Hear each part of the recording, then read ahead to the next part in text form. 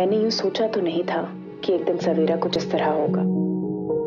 मुझे लगता है कि कायर तो वो है जो हाथ उठाता है, कमजोर पर लोगों के दिलों में डर पैदा करता है। ये देश ही अपना हासिल है जहाँ राम प्रसाद भी बिस्मिल है। मिट्टी को कैसे बांटोगे, सबका ही खून तो शामिल है। दरिया तो भर गई, मैं अब सैलाब हूँ। नजर घुमा, मैं हर शहर का शाहीबाग हूँ। नया नाम अपने साथ ज्वाइन कर लिया है कि मुंबई बाग की तरफ से नीलोफर। आमी मिया, तुमी आंगो मा, तुम्हार कोले जन्म आमार, तुम्हार कोले जन्म आंगो बाबा, आंगो मा, आंगो दादा। पूरे लाल कुएं में उससे बड़ा झंडा, हमारी शॉप से बड़ा झंडा कहीं नहीं मिलेगा। तो हमारे देश की शान है सर, इसके आगे तो बड़े बड़े झंडा हैं। मैं तो कभी कभी ऐसे भी सोचती हूँ कि क्या मैं स्वयं पर रचाऊंगी।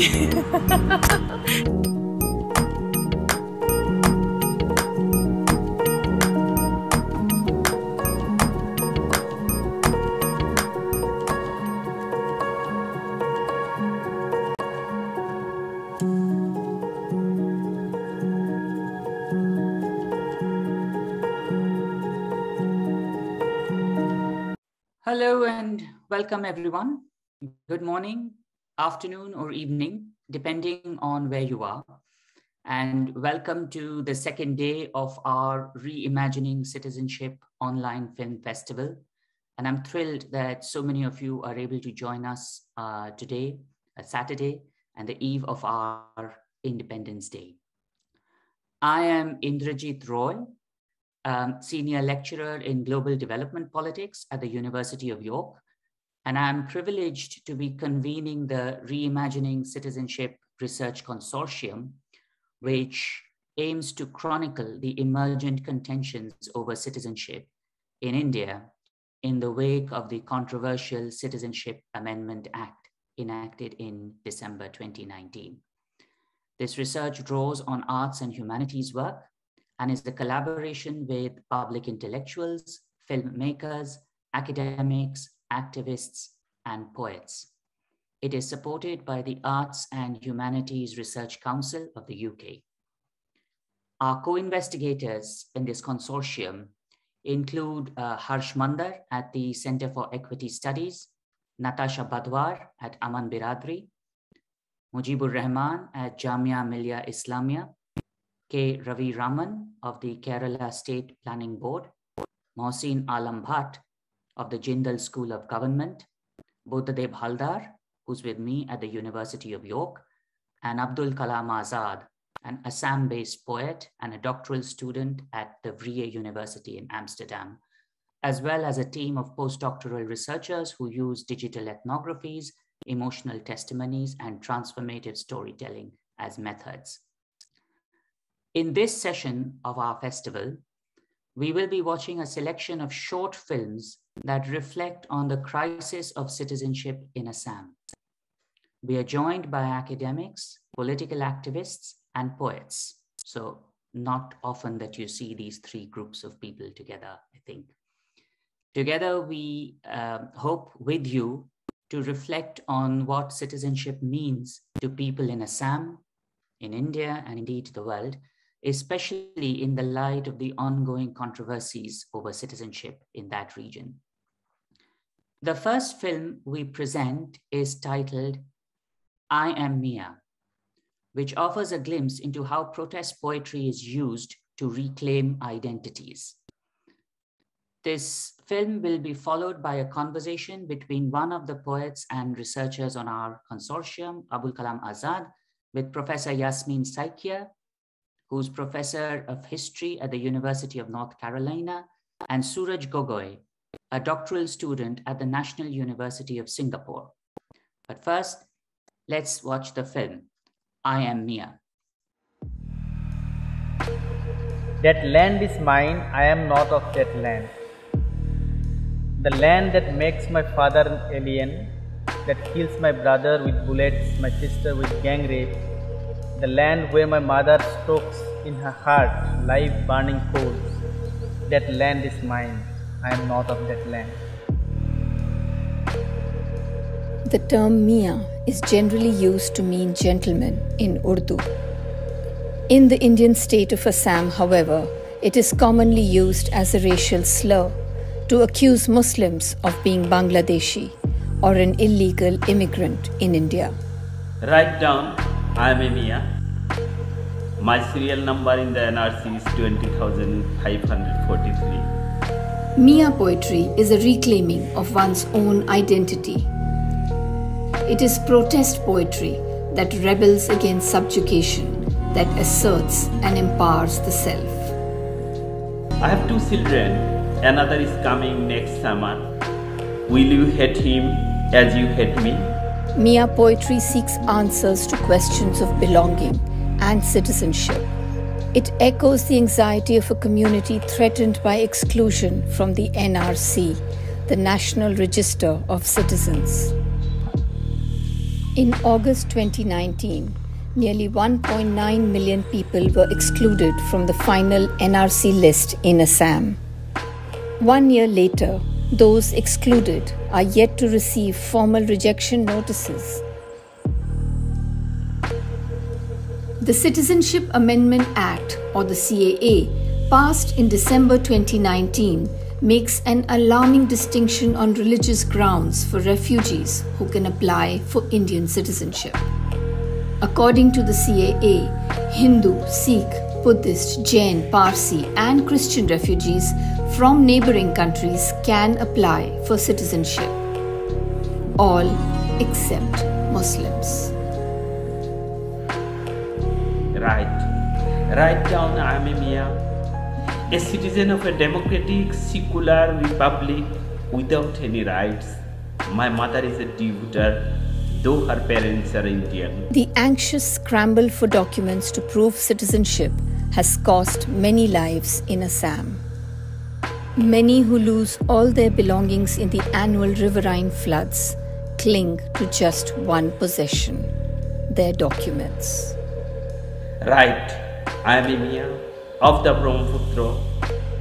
Your torture has burnt my body black, reddened my eyes with fire. Right, I am a Mia. Mia poetry is a protest against prejudice, abuse, and recurring communal violence targeted towards Muslims of Bengali origin in Assam. Ami Mia, tumi ango ma, tumar kole jonmo amar, tumar kole jonmo ango baba, ango ma, ango dada.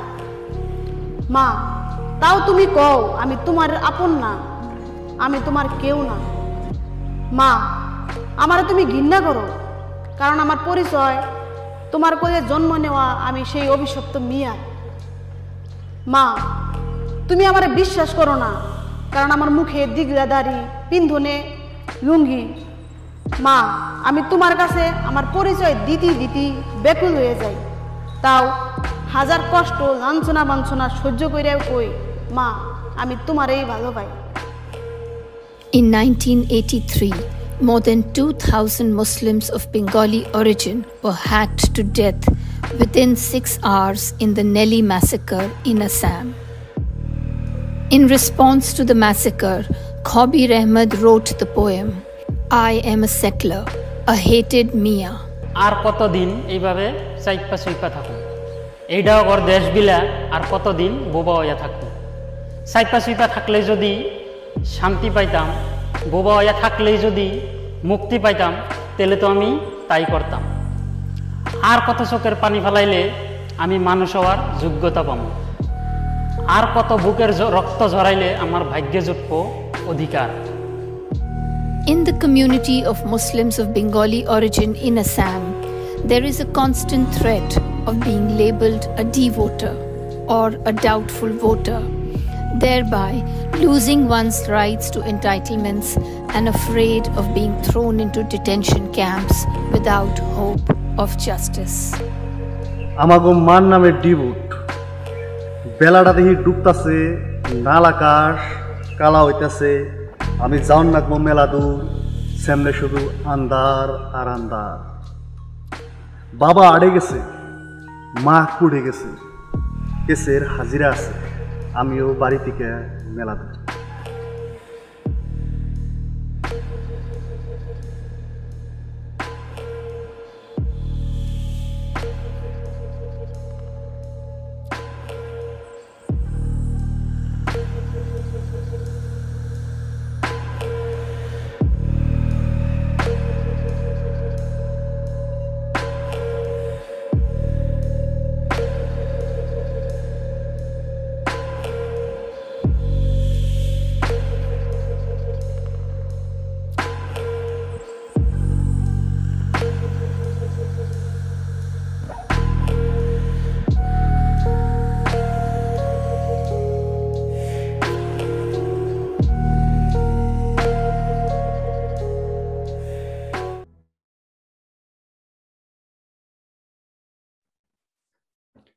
Thank you.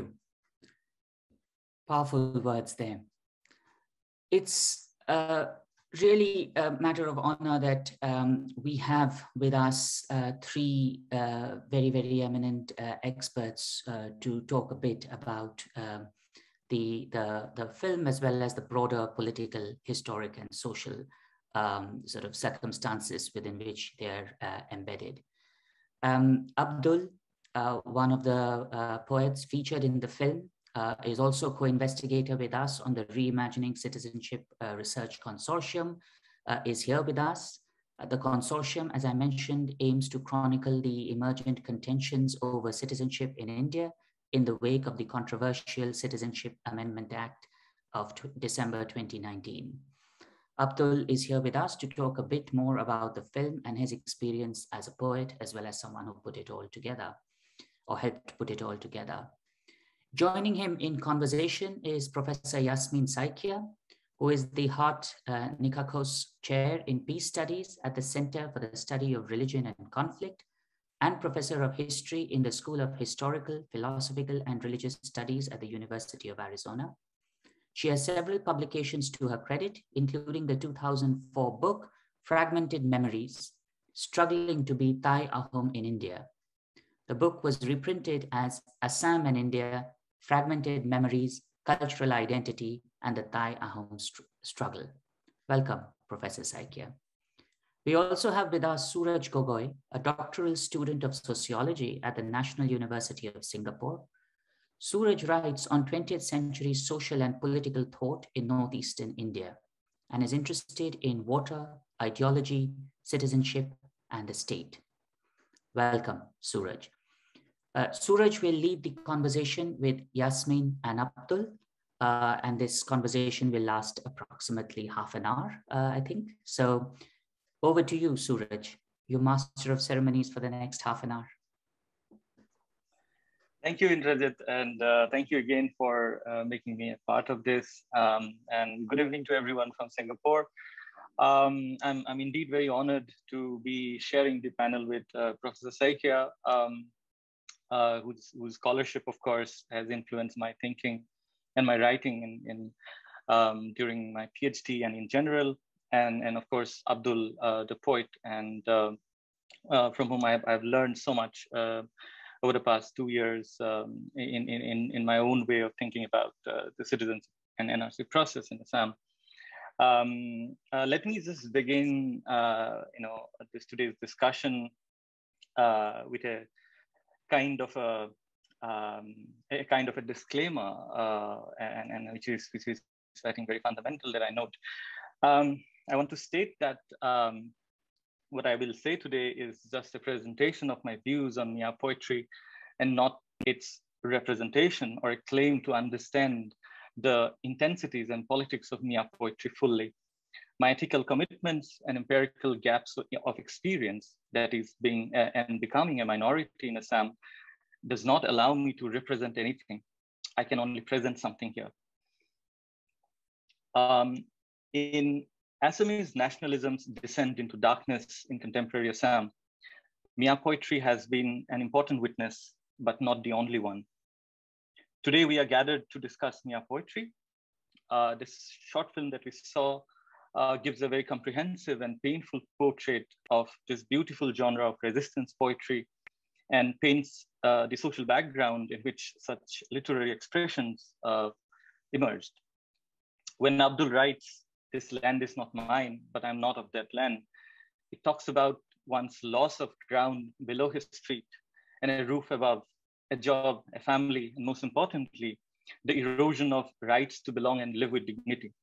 It also means that you can't grow any roots and are uprooted from individuality and the community. Anthropologist Ghassan Haj brings about a very crucial distinction between being rooted and claiming to be a root. The later root becomes territorial and claustrophobic. It becomes a space that is non-shareable. Mia poetry is a testimony to such negative aspects of rootedness that nationalists in Assam adhere to. Additionally, I believe Mia poetry presents a positive side away from the negative side that I highlighted of being rooted or wanting to belong. Moreover, most of the targeted people in Assam through the NRC process live in what we know as Chor Sapori or riverine areas in Assam. Now the spaces, what we call as Chor Saporis, are very fluid spaces where you don't own the land, but rather the land owns the people, and with every flood you move.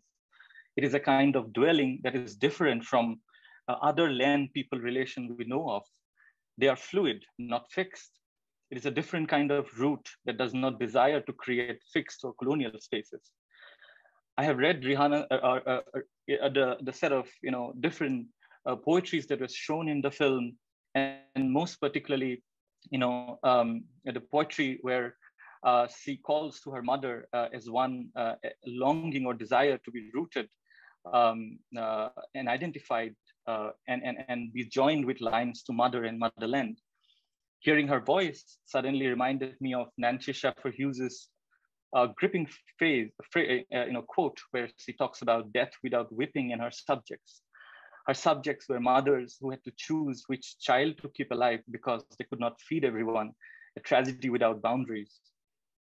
Ashraful paints a compelling aesthetics of suffering. Darkness, red turning black, and setting sun are gripping in their tone. Market and court, added with waiting, converge to a complex assembling of place and the minority finds at once in everyday Assam, which is caught in a series of unending anxieties, humiliation, poverty, and trauma. Abdul Rahim's powerful reminder of how silence is inadequate for them to live as human captures the material conditions in which they navigate everyday life. Lastly, and I won't take much time, I want to state it again that the genre of poetry, which is Mia poetry that we are discussing today, must be understood in the social conditions produced by the Assamese nationalism and all that has unfolded over a past century or so, particularly from the early decades of the 20th, that we have seen. And I'd like to end here and later come back to talk about this social context a bit more, and would like to invite Professor Saikia to express our concerns and commitments today. Thank you. Professor Saikia, if you may. Thank you so much, Suraj. Thank you, Indrajit, Abdul. Wonderful to see you in person. I like Suraj. I am not a scholar of literature or poetry, particularly Mia poetry. My acquaintance with literature and the humanistic forms of expression come from my deep concern of voice. How do we voice what is silenced? And is silence a space of a nihilism, a voidness that cannot really transcend beyond that veil to something that becomes visible to us? And I think Mia poetry has done this fabulous job, if I may use, of creating an intimacy which was otherwise hidden and shrouded in solitude. And from solitude, there is communication. And the communication is a movement towards one's humanism and the recognition of the humanity of the people who are labeled as Mia. I have a very hard time accepting these labels, coming myself from Assam. And as Suraj pointed out and Indrajit pointed out, I had spent a lot of time over a decade trying to study a community called the Ahoms in Upper Assam, not because I was looking for a label, but because I wanted to understand history. And in trying to understand history, I ended up in the politics, which is created by technology and by bureaucracy. It takes away the humanity of people who make history. It is how history is, history has made history in Assam now today. A history that has been made is making history, which is politics.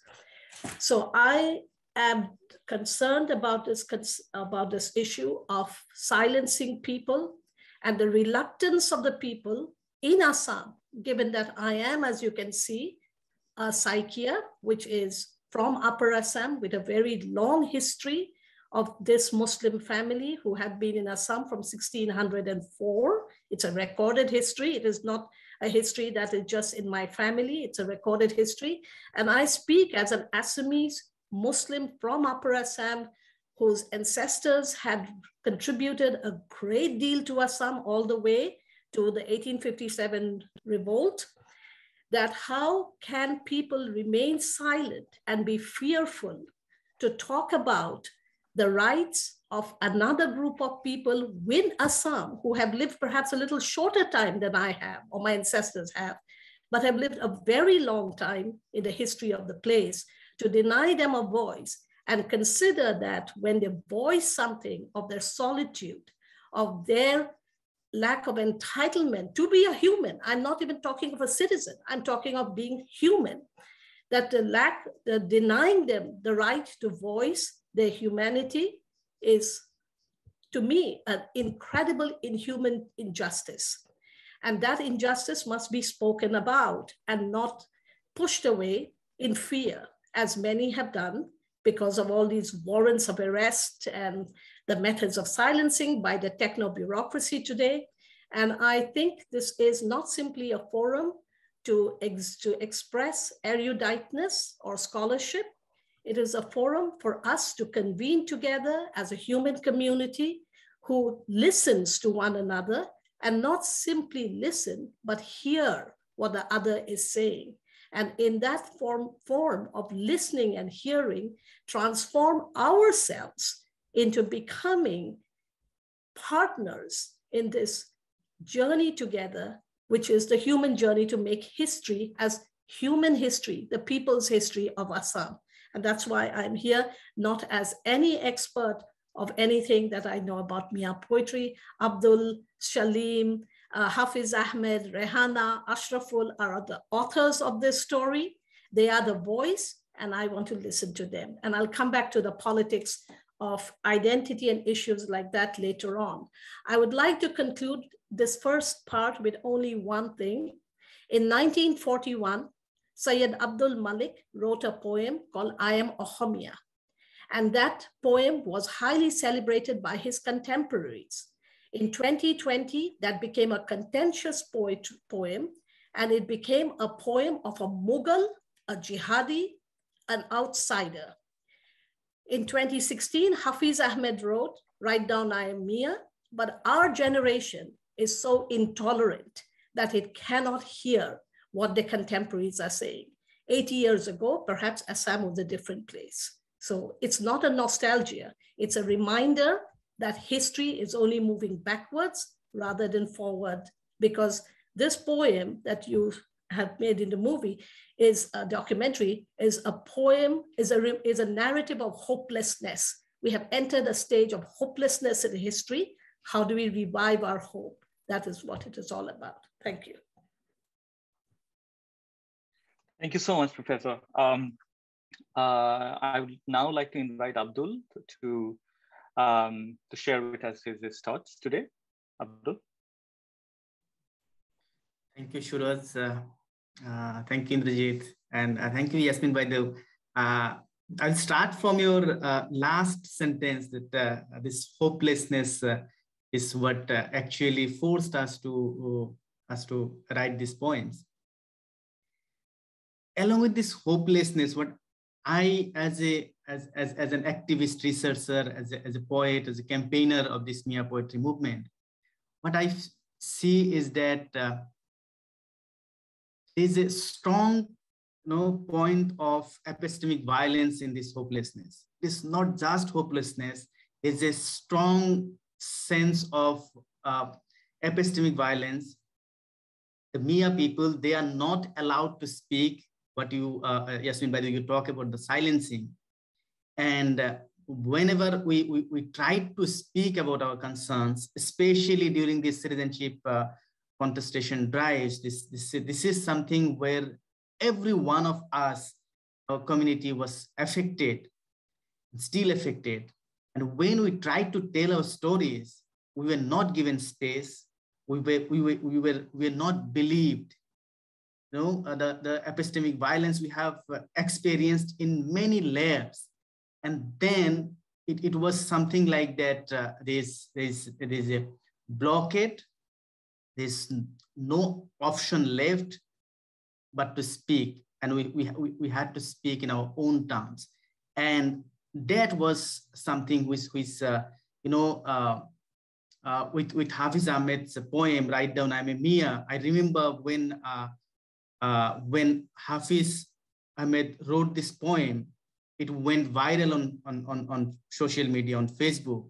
Then within next 1 week, it was something like in poetic response. People from our community, Mia community, they started responding to Hafiz Ahmed. Shalim wrote down that, Nana, I have written and attested that I am a Mia.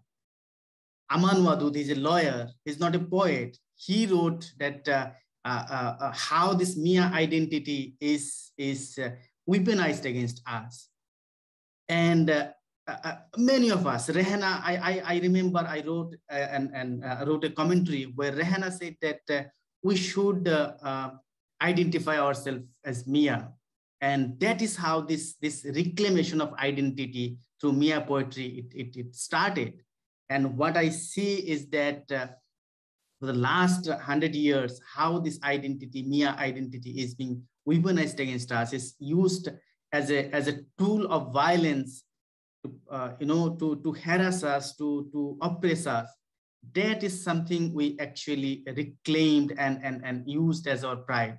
And as Mia poet, as a researcher, as an activist, we don't claim that this is something we have started our own. It's not like it's not our own kind of discovery or reclaiming for the first time. We draw our inspiration from movements like Negritude movement. We draw our inspiration from Black Arts movement. We see how queer movement, they use, they reclaim their identity and they're turning, that tool which was used against them, and now that is like they're using it for their upliftment. We draw our attention, draw our inspiration from Dalit writers, Dalit activists. And we are doing this to rehumanize our stories. If you read all these poems, you will see, it is not protest against someone. We are lamenting our stories. We're telling our stories, and we are using various mediums. In Mia poetry, you will see that we are writing poems in Assamese, in Mia dialect, in English.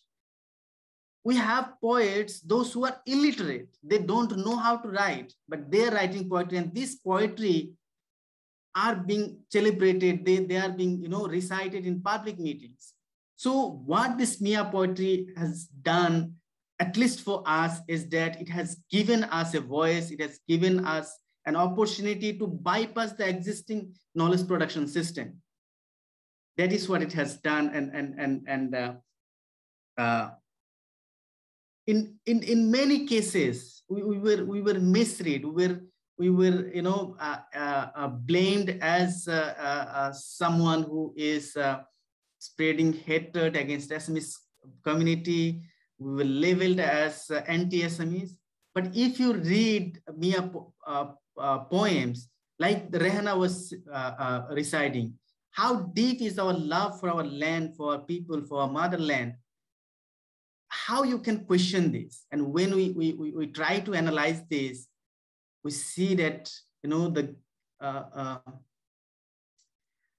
when we say that this is what is being done to us, they can't believe this. Their guilt complex is so enormous that they do not try to understand our pain, our suffering, but they start alleging that we're exaggerating. And we see a clear parallel what happened during Black Arts movement. So what we are trying to rehumanize our stories. We are trying to tell our stories using various mediums. And Mia poetry is one of such. We feel that's one of such a powerful medium. So thank you. If required, I will come back again. Thank you. Thank you, Abdul. I think that really sort of gives us a very wide canvas of the whole unfolding of this, genre of poetry, and also the experiences of the poets and under the conditions under which they have written and have in a way engaged with the kind of inescapable social, sort of milieu that they find themselves in. I'll just pick up on a few things both of you have said, and then sort of would like to hear your comments on them, and also I'm sure you have more to share, so you can add on to them as we go ahead. I think this aspect of silence is very important, and since Yasmin Baido had mentioned about Said Abdul Malik and how 70 years later the poem that he wrote is received in a very different light. Perhaps we have become intolerant, perhaps things have changed given the sort of background of the whole NRC process that we find ourselves in. And I wonder, if there are two things to that. First, the poem that is translated as Sorwar Ukti or Propositions of a Sorwa by Maulana Bande Ali. It turns out, and if my research is correct, it is a poem written by Atul Chandra Hajorika under the pseudonym Maulana Bande Ali. It has appeared in Awahana once and in 2 other places of his collection. Although it is translated under the pseudonym Maulana Bande Ali. Now I wonder why such a established literary figure, ex-Sahitya Sabha president, decided to write under this pseudonym is a curiosity which could explain perhaps that silencing or the fear was not just immediate or as of now, but perhaps it existed in the early decades of the 20th century as well. I would again like to refer to, and I would like to sort of hear from Professor Saikia also regarding the behavior of the council and the press regarding the line system to which Amalendu Guha have written extensively about how both the council and the press reacted very, very, very strongly to the new migrants coming in. So it is not that the press or the nationalists are acting as they are now, but it is also a historical fact that they have gone through this almost a century ago. So this is my first submission to the notion of silencing, perhaps, and also to think about this larger sort of background to which we are trying to discuss the politics, rightly so. Now, I ended earlier by saying that the Mia poetry is written on the backdrop of a social condition which carries with it its own politics, and it is a kind of a reflection of the social condition that's coming out. And in a very Marxist sense, someone like Terry Eagleton would invite us to think of the social conditions much more seriously, to talk about how literature emerges out of social condition.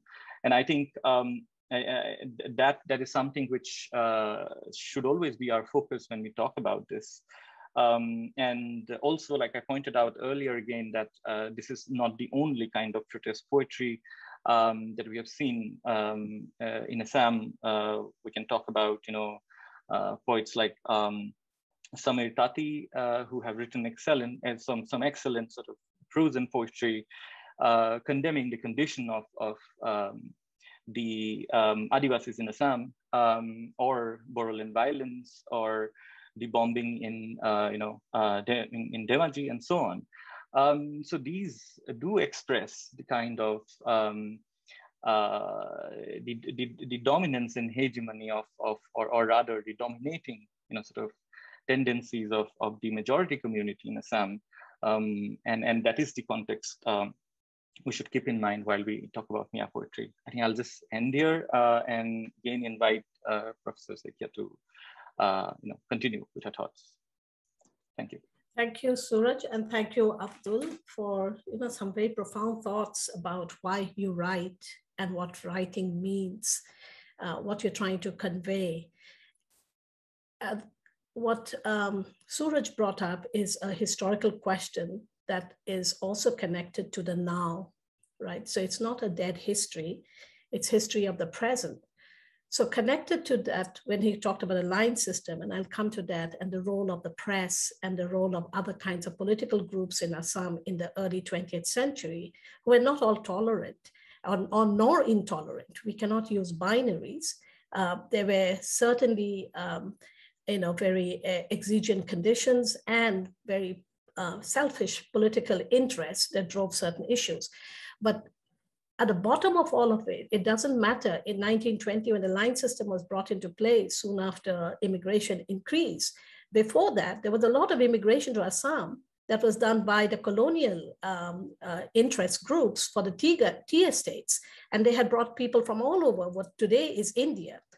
But the British colonials encouraged peasants to come from East Bengal, which became later East Pakistan and today Bangladesh. So it became, because it's another country, somehow the people today have also become outsiders, Bangladeshis. There's no historical connection except politics making up a history which gobbles up time and sort of changes the cartography of the place constantly based on nation-state cartography, as if people do not have their own cartography in their own mind, which Rahana's poem particularly brings into attention, that my mother, you recognize me. Don't you recognize me? I'm from here. I have not come from somewhere else.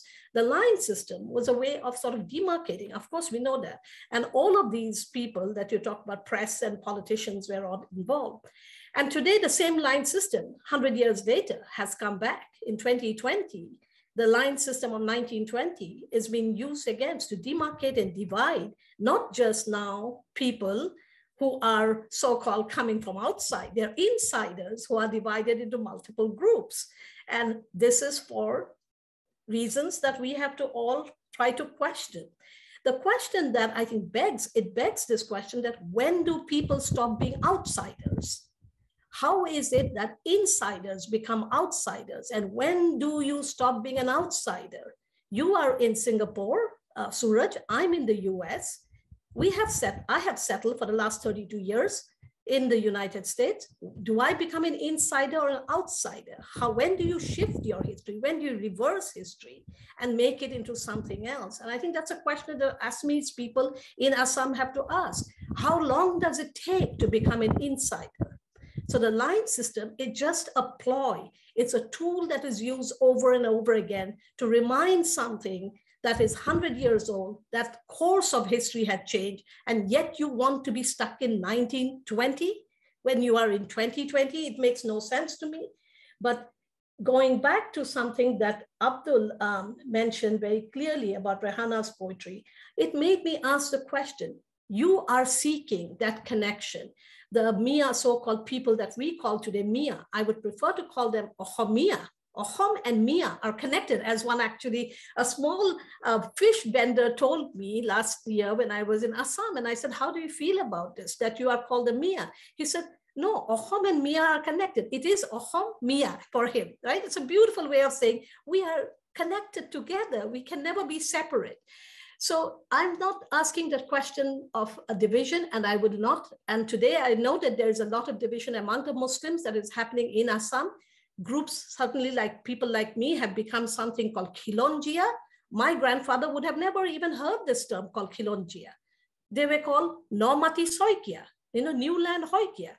And they were just Hoikias of that particular area. Today to be given the title Khilonjia, and then to be said I'm different from a Mia, to be different from a Silchoria, to be different from a Gwalporia, to be different from a Moria, to become a 35%.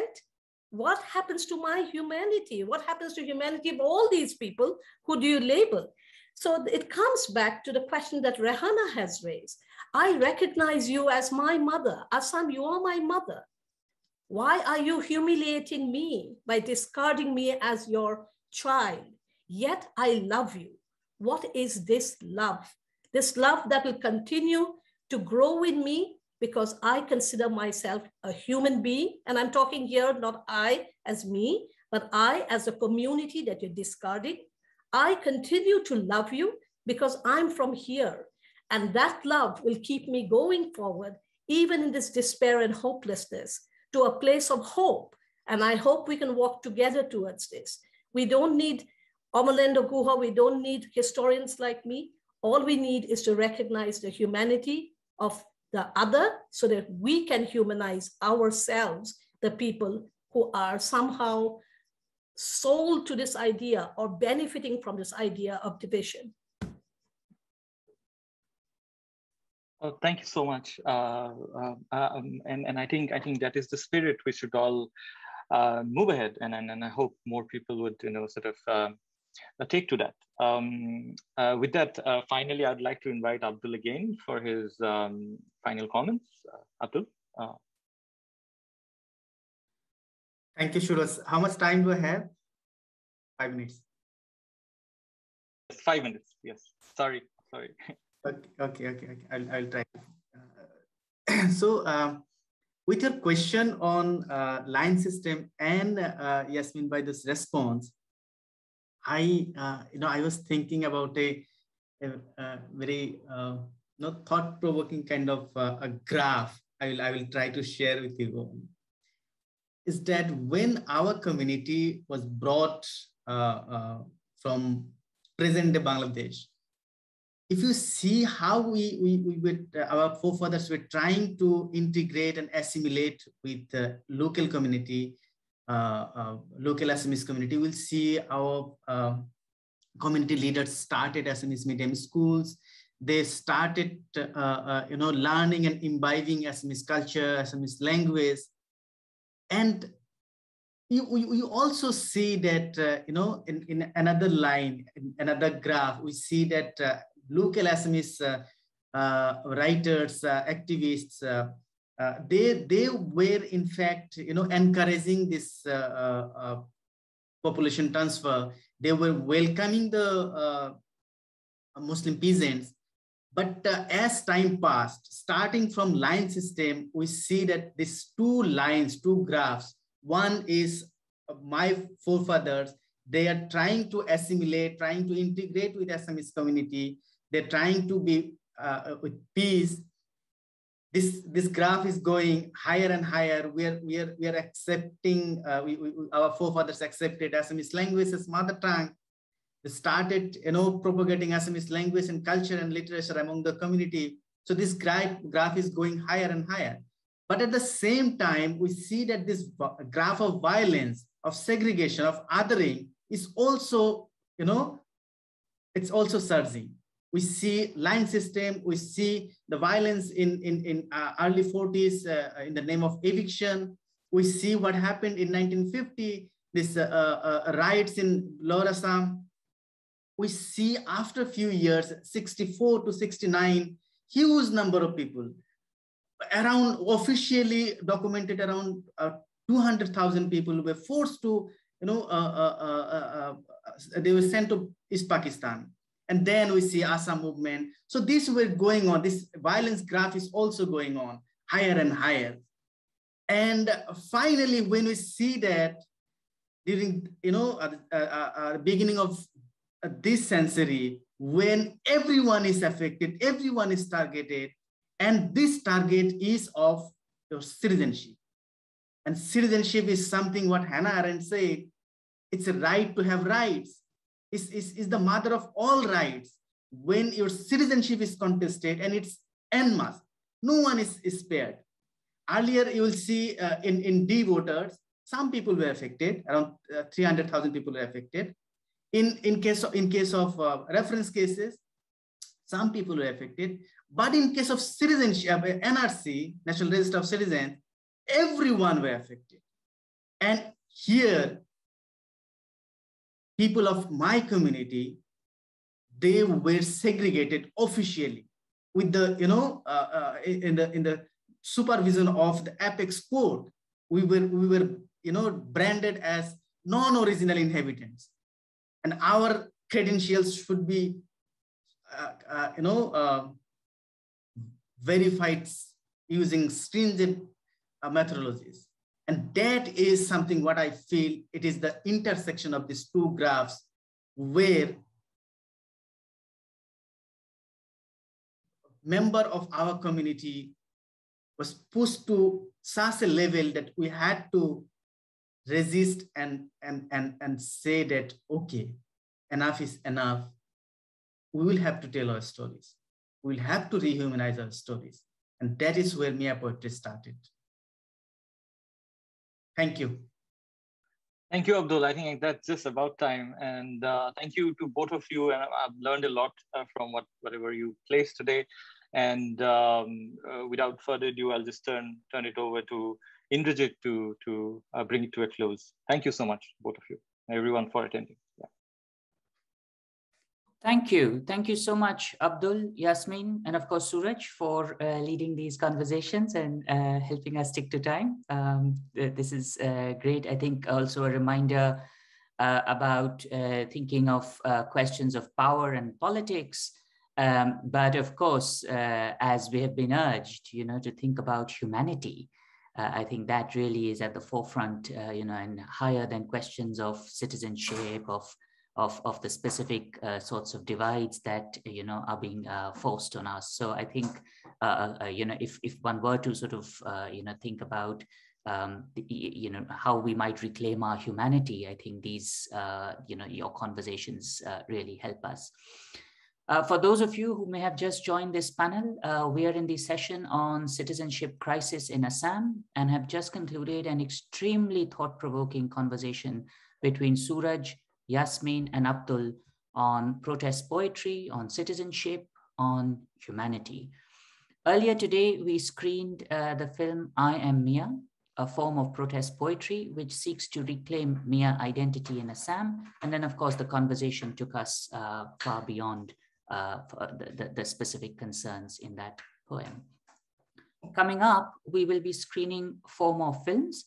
After that, we will be joined in conversation between Dr. Smitana Saikia, who teaches at the Azim Premji University, Ashraful Hussain, a newly elected MLA in Assam's Vidhan Sabha, and Rihana Sultan, a social activist in Assam, who may or may not be able to join us because there's been a family emergency, and so depending on internet availability, let's keep fingers crossed. Anyway, I'd like to now invite our colleague Varna to introduce the 4 films and take us on from there. Varna. Thank you, Indrajit. Hi everyone, I'm Varna. I'm a researcher with the Center for Equity Studies and also one of the researchers at the Reimagining Citizenship project. In the earlier session, Suraj mentioned that in the 4 regions of Assam, you don't own the land owns you. So in the first film of the second half, we will be watching Eroding Citizenship in Assam, where we will visit the Char Islands and listen to the stories of the people there. They are among the most adversely affected by both environmental crises and the NRC updating process. So here is Eroding Citizenship in Assam.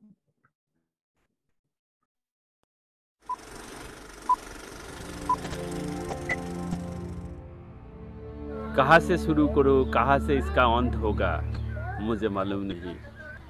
ये जो लोग हैं, जिन लोगों का migration 1868 से शुरू हुआ था, वो लोगों को आज भी फॉरेनर्स कहा जाते हैं, इमिग्रेंट्स कहा जाते हैं।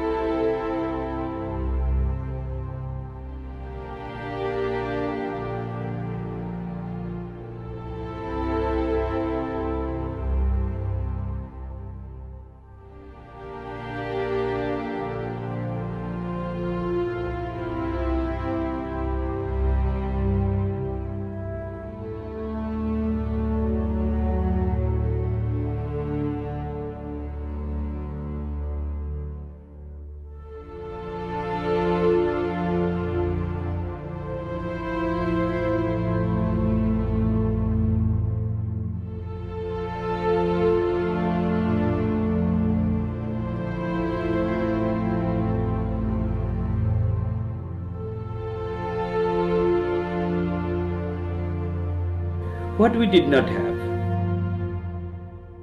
Lines after lines of coconut and betelnut trees. I told my only son, uproot and plant them on the embankment. If even we cannot enjoy their fruits, hundreds will. It could not be done. Now what do we have? Only the chain on our neck to lose and the whole world to be conquered. Amit Shah ji ने जिन लोगों को टर्मेट्स बोल दिया, उन लोगों का कहानी है ये कहानी। कैसे कहा जाए, क्या क्या नहीं हुआ।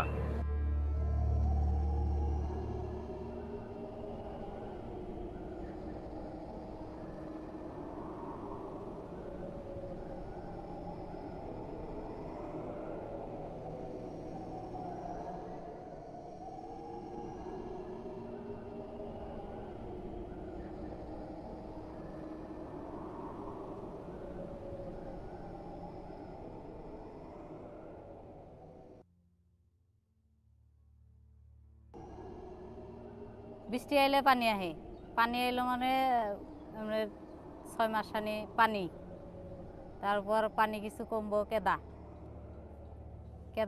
আইব মানে যাতায়াতের অসুবিধা। তারপরে আপনার যেটা পানি আইলে মানুষের থাকা মেলার অসুবিধা হয়ে যায়। আমরা এনে বাড়ি আনছি এই যে 2 বছর হইল, এই 2 বছরে ভাঙতে আছে। 8-10 বিঘা ফাঁকে আইনে বাড়ি বানাইছিলাম, যে সুঙ্কা নদী ভাঙলো এদিকে এই যে আইনে ধরলো, এখন আর 1 বিঘা বানাচ্ছে। বছরে 2বারও বাড়ি চেঞ্জ করন নাকি, এরকম একটা পরিস্থিতি আহে। जब एनआरसी आया, बार बार तुम्हारा डॉक्यूमेंट दिखाओ, ऐसा बात हो रहा है कि माँ का ब्रेस्ट में रहते हुए 2 महीने के बच्चा भी मर गए। कोई सुसाइड कर रहे हैं क्योंकि उसके पास कोई डॉक्यूमेंट नहीं है।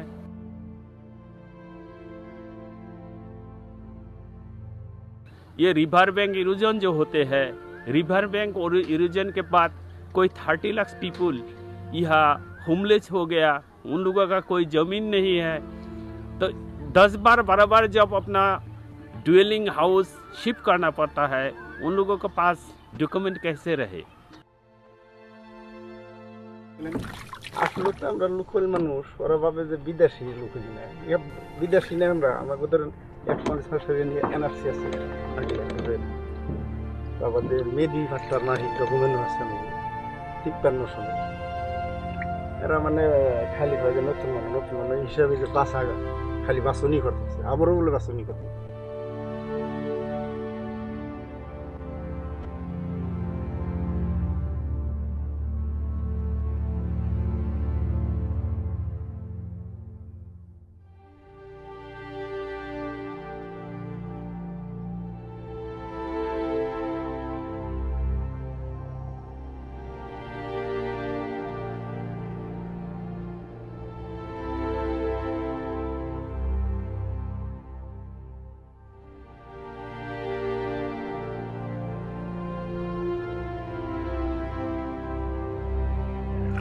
মানুষ এইরকম হারাহাস্তি হইতেছে না আমরা ধরেন সে টিফু পাঠশালা নলবাড়ি এই সমস্ত জায়গায় পড়ে থাকে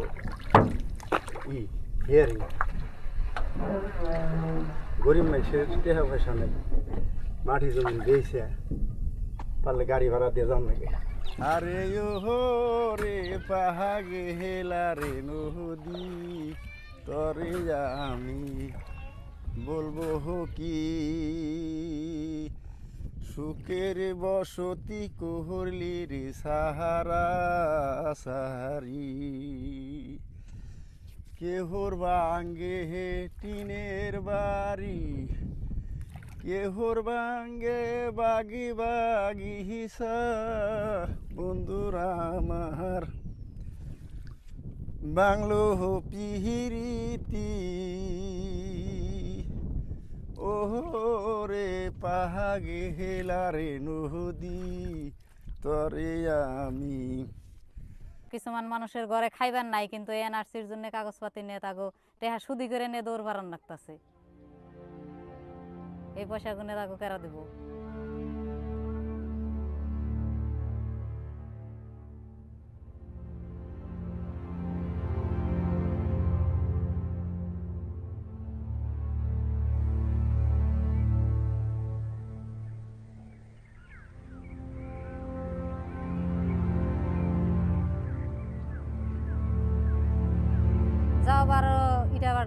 বহুত মানুষ আমাকে চরের মানুষই কাম করার গেছাল তাগো গাড়ি শুদ্ধ আটকিয়ে দিয়ে তাগো ধরে মারপিট করছে তাগো কাগজপাতি দেখাইছে হিনে সিরা বিরা ফালিয়ে দিছে মুসলমান মানুষ যে হিনারে খুব মারধর করছে আর এই কুকরাঝার জেলায় তো যেটা মারামারি দেখলাম পুলিশ হয়ে আইনের মানুষ হয়ে তারা মুসলমান ठेला मारता से सभी समय कभी कहा जाते हैं फॉरेनर्स को भी कहा जाते हैं पाकिस्तानी को भी हमको बोलते हैं बांग्लादेशी और उस पर टर्चर चलते हैं ना कोई पॉलिटिकल पार्टी आते हैं इन लोगों को हेल्प करने के लिए ना कोई दूसरा आते हैं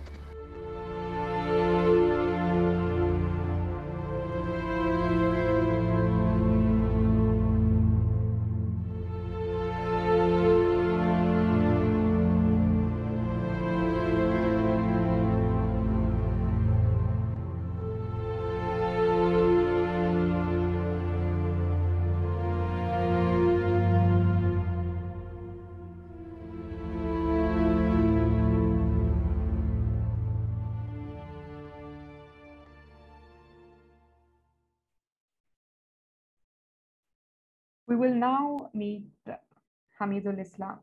Hamidul is a 13-year-old schoolboy from Assam. He's a first-generation student from the Char Islands.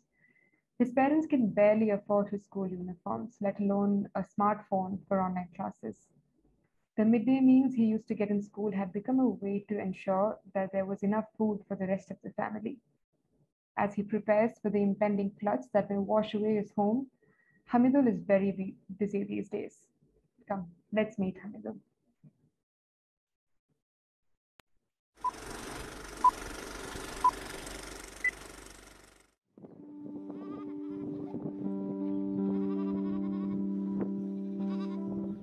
খাতা কলম কিনে নাগে এনা বাতি খামো না খাতা কলম কিনবো কামলা দিয়া মা কামলা দিছে মা কামলা দিয়া তাও স্কুলের এক জোড়া কাপড় বানা দিছে কালারিং দা বানা দিছে আন বগাড়া সারা যাবার দেন না শুক্রবারে শনিবারে বগাড়া সারা যাবার দেন না আর বাইরে কি করব বাপ মাকে কই কই দেখো না আমরা কিবা করে চলি বুঝো নাকি আমরা গরিব মানুষ দেহে বা করে চলি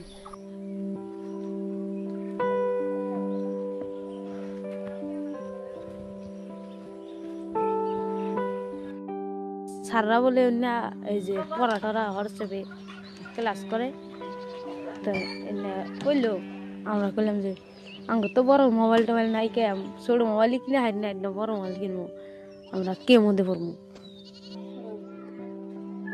এই যে মোবাইলে বলে ক্লাস করে হোয়াটসঅ্যাপে ক্লাস করে আমরা কি ক্লাস করারি আঙ্গ বড় মোবাইলও নাই ক্লাস করা হবো আমরা এই যে পুলানে ক্লাস করতেছে সামনে পরীক্ষা আইতেছে পরীক্ষা দেখাবো আমরা আলু এই যে এখন আমরা মাইসে গো তাহলে আঙ্গ নিজে নিজে পড়া বাদ দেন আঁকবো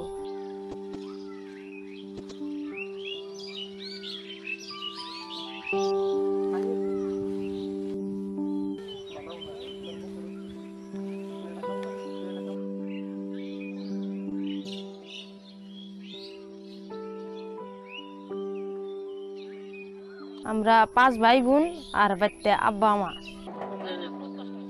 আব্বা তো কামাই করা হার না দলঙ্গে টিকা পইরা যায় একবারে হারার আড্ডি মাড্ডি ভাঙ্গা গেছে গা এখন পয়সা পাতি নাই চিকিৎসাও করা হার না যাই একটা গরু আসার পয়সা মানুষের ঋণ শোধ করতেই গেছে আর হারব কি এনে এখন ফুইলা রয়েছে কোনো কামই করা হার না আমরা এই কাম টাম করি এই যে বাড়ির কাম খেত টেত আছে নিরে তিনে বেলা জায়গায় স্কুলে যাহারি না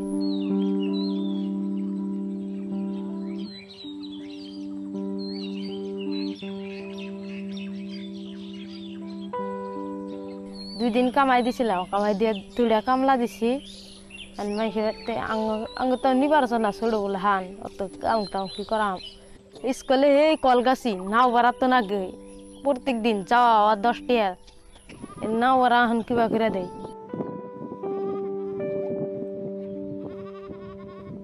স্কুলের বলে হানেও কয় তারা এই যে ওর বাপে দেখ ওর বাপে কামলা পয়সা খায় আমি কইলাম আমরা কামলা পয়সা খামলা চাকরি করে খামো না কই তো পুলাহানে জুকাই পুলাহানের কথা তো মনে করি না আঙ্গুর কষ্ট নেই দেখি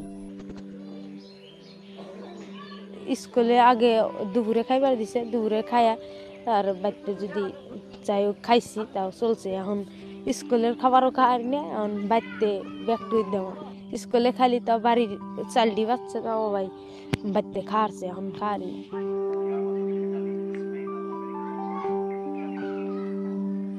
পড়াশোনাওয়ালা মানুষও নায়িকা গরিব মানুষের তাছাড়া আবার টিউশনও রাখা দেখার না টিউশন রাখলি ভাত খাওয়াম না আর জুটবো না আর আঙ্গ ভাই বোন পড়ান হারে নাই আঙ্গ আর কি কয়ে দিব আর আমরা যদি ওরা কয়ে নিবার যাই যে বুঝি ভাই এটা কয়ে দাও ওরাই আরো শরম পায় কি কয়ে দিব আমরা তো পড়াই হারি নাই আঙ্গ বাপ মাই পড়া নাই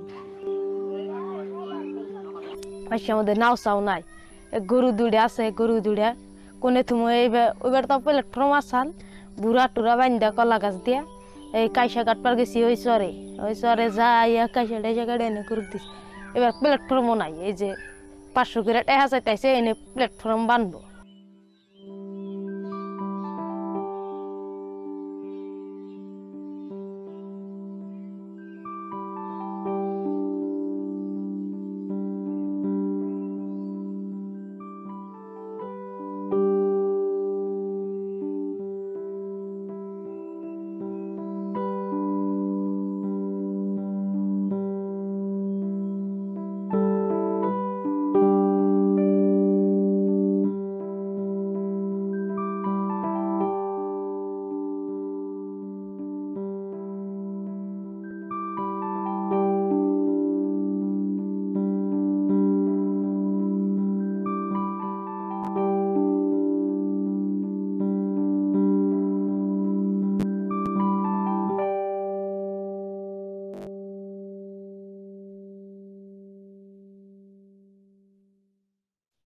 That was the diary of Hamidul.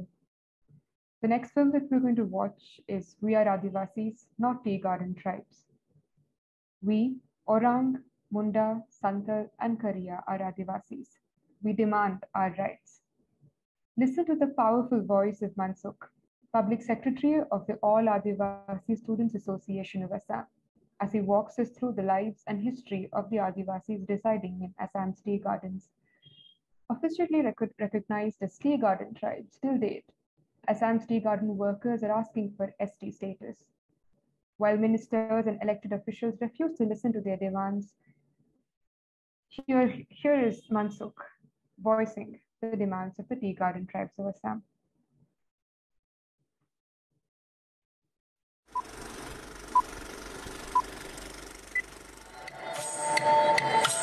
আমি হয় আদিবাসী উরাং মুন্ডা সান্তাল খারিয়া আমাকো আমার অধিকার প্রাপ্য পাব লাগে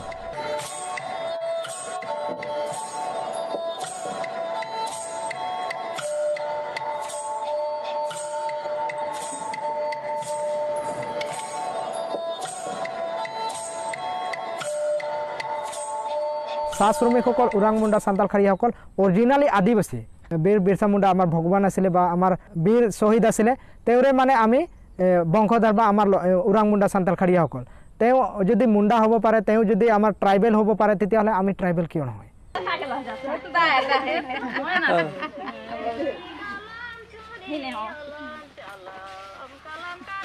ওৰাং মুণ্ডা সান্তাল খাৰিয়া হিচাপে যিমানটা আমি জাতি জনগোষ্ঠী আছোঁ এইসকল মানে আমাৰ অৰিজিনালি নাম আছে আমাৰ সংস্কৃতি আছে আমাৰ কলা কৃষ্টি আছে আমাৰ ভাষা আছে আমাৰ নিজস্ব মানে সাজপাৰ আছে আমাৰ ঢোল মান্দল গোটেই বস্তু আছে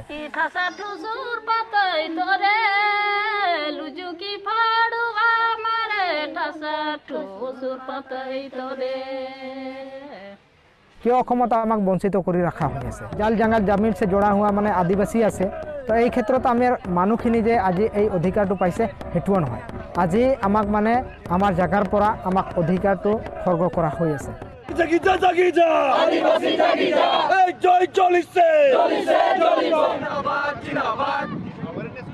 চাহ আৰু প্ৰাক্তন চাহ জনগোষ্ঠী চাহৰ কি জনগোষ্ঠী হ'ব পাৰে নেকি অলৰেডি বাগানৰ বাহিৰতো তেওঁলোকে জীয়াই থাকি আছে তেওঁলোকে মানে বাগানৰ বাহিৰতো তাহাঁতৰ ঘৰ বাৰী আছিলে আৰু তাতেই আছে এতিয়াও কিন্তু তেওঁলোকক মানে য'ত বাগান নাই তথাপিও তাহাঁতৰ প্ৰাক্তন হিচাপে কেনেকৈ জাতিৰ এটা মানে নামাকৰণ হ'ব পাৰে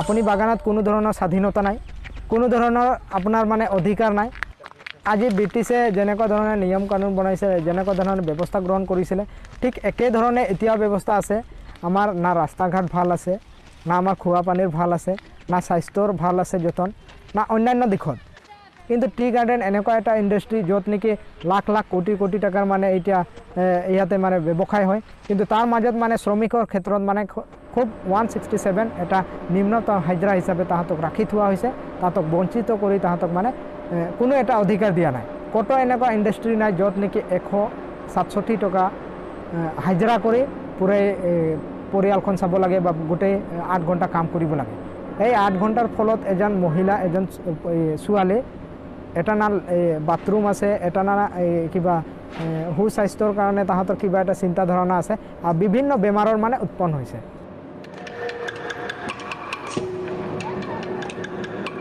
দেখিবলৈ গ'লে বাগানৰ যোনটো নেকি শিক্ষা ব্যৱস্থা সেই শিক্ষা ব্যৱস্থা একেবাৰে মানে জৰাজীৰ্ণ অৱস্থা যে বাগিচাত এনেকুৱা চৰকাৰী স্কুল নাই এহঁতে সব বাগিচাৰ আণ্ডাৰতে আছে ছাত্ৰ ছাত্ৰী অনুপাতে শিক্ষক নাই এটা প্ৰপাৰ এটা গাইডলাইন থাকিব লাগে বা যোনটো নেকি শিক্ষাৰ এটা মানদণ্ড থাকিব লাগে সেই মানদণ্ডটো নাই যাৰ ফলত মানে উচ্চ শিক্ষাৰ ক্ষেত্ৰত মানে আমাৰ ল'ৰা ছোৱালী আজি ড্ৰপ আউট হৈ আহিছে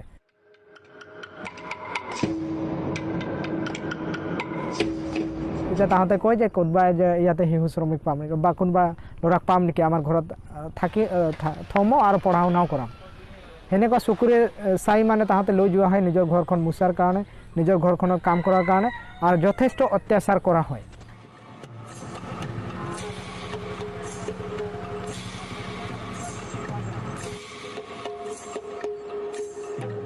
আজি ৰাজনৈতিক দলসমূহে মানে আমাক এনেকুৱা এটা ষড়যন্ত্ৰৰ মানে বলি কৰিছে প্ৰতাৰণা কৰিছে প্ৰতিশ্ৰুতি দি আহিছে আজি আমি বহুতো সংসদ আছে এনেকুৱা য'ত নেকি আমাৰ ভোটাৰে জয় হৈ তেওঁলোকে সংসদ দখল কৰিছে আমাৰ ভোটাৰে জয় হৈ এমএলএ হৈছে আমাৰ ভোটাৰৰ জয় হৈ আজি মুখ্যমন্ত্ৰী কোনবা মন্ত্ৰী হৈছে বিধায়ক হৈছে কিন্তু এই যিসকল শ্ৰমিকৰ ক্ষেত্ৰত উন্নয়নৰ ক্ষেত্ৰত আজি কোনো এজনে আমাৰ বিধানসভাত আজি আমাৰ পাৰ্লামেণ্টত উত্থাপন কৰা দেখা নাযায় Long live, long live, long live. We want ST, ST, ST. No ST, no race, no race, no race. আজি বিভিন্ন বণিক গোষ্ঠীক বা বিভিন্ন আমাৰ কোম্পানীক আমি মাটি দিয়াৰ ক্ষেত্ৰত মানে এমেণ্ডমেণ্ট কৰা হয় আইনবোৰ মানে নতুনকৈ সংশোধন কৰা হয় কিন্তু চাহ শ্ৰমিকক মাটি গোটাই দিয়াৰ ক্ষেত্ৰত বা চাহ বাগানৰ যিমান বা চৰকাৰী মাটি সাধাৰণ মানুহৰ ক্ষেত্ৰত গোটাই দিয়াৰ কাৰণে কোনো ধৰণৰ আইন আনা নহয়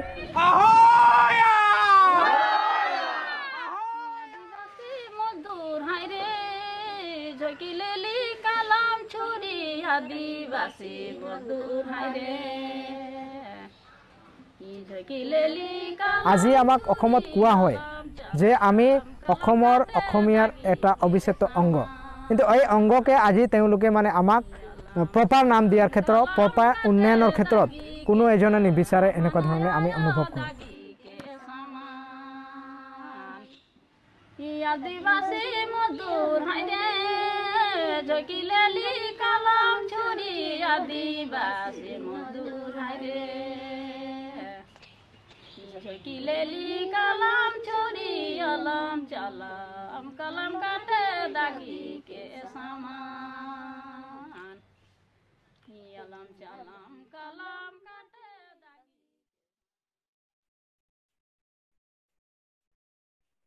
That was the story of the Adivasis of Assam's tea garden. In the next film, we'll find out who killed Zabeda's baby. What does it mean to lose your home, your income, savings, family, identity, and citizenship? What does it mean to lose your own child, all because of the state's arbitrary rules and callous human errors? The exclusion of over 19 lakh people in Assam's NRC has led to widespread distress and anxiety among the most vulnerable communities in Assam. Let's hear about Zabeda's story. This is Who Killed Zabeda's Baby?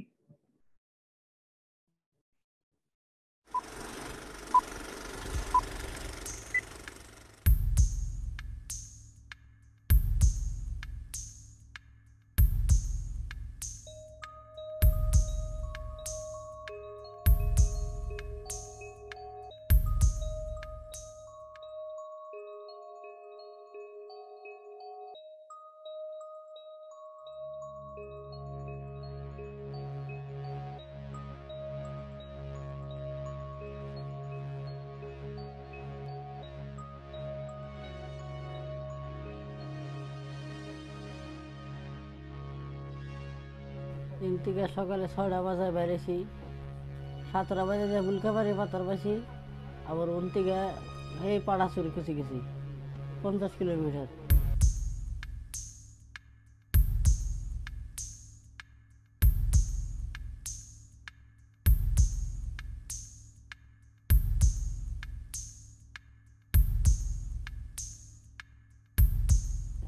খারাইছি কাগজপত্র সব জমা দিছি অফিসাররা দেখছে পেশেন্টকে ডাক পড়ছে পেশেন্টকে লাইনে খারাইছি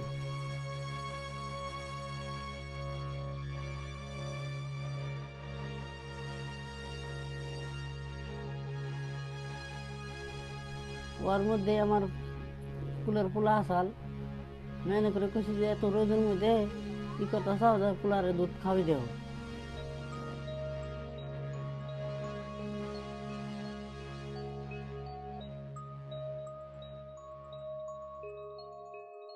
জিয়াই কইছি ও দুধ খাইবার গেছে দেখে যে বাবু নড়াচড়া করে না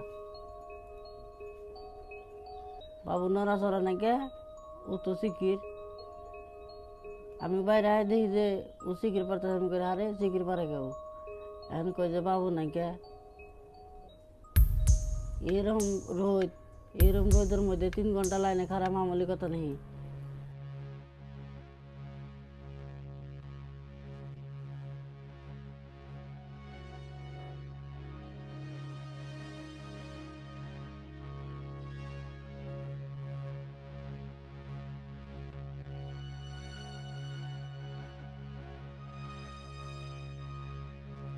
চিকির লাগাইছে শিশু বাচ্চার বাপে কইছি ওকে দুধ খিলাতে দুধ খাওয়াতে লেগে গেছে দেখি মরা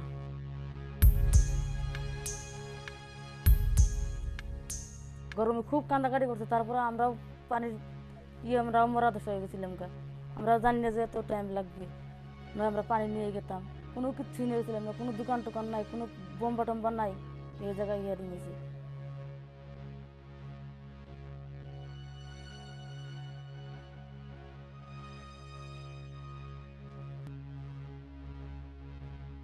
মাঝে তো পানি যাবার গেলে কো বাঙালি দিম না ওকে পানি দিম না ওরা মুসলমান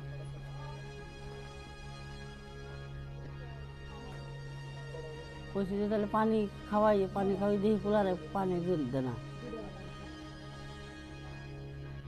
কি কয় পানি দিম না তোরা হলো মিয়া মানুষ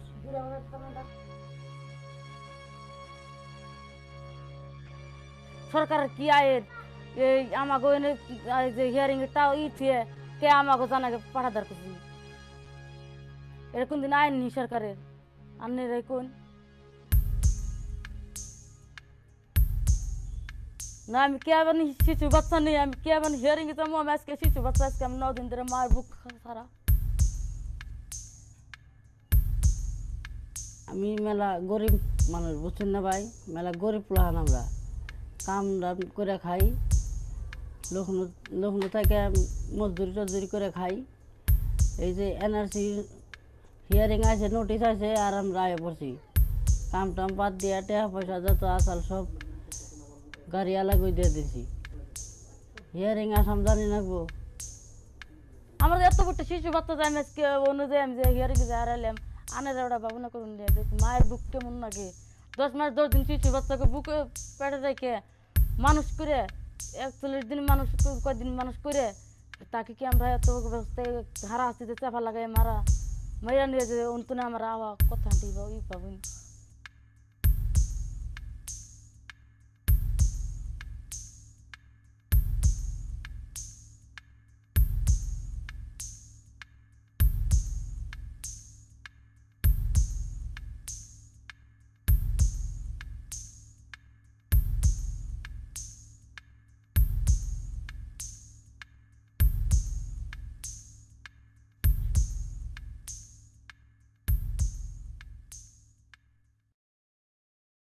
Thank you for staying with us, everyone.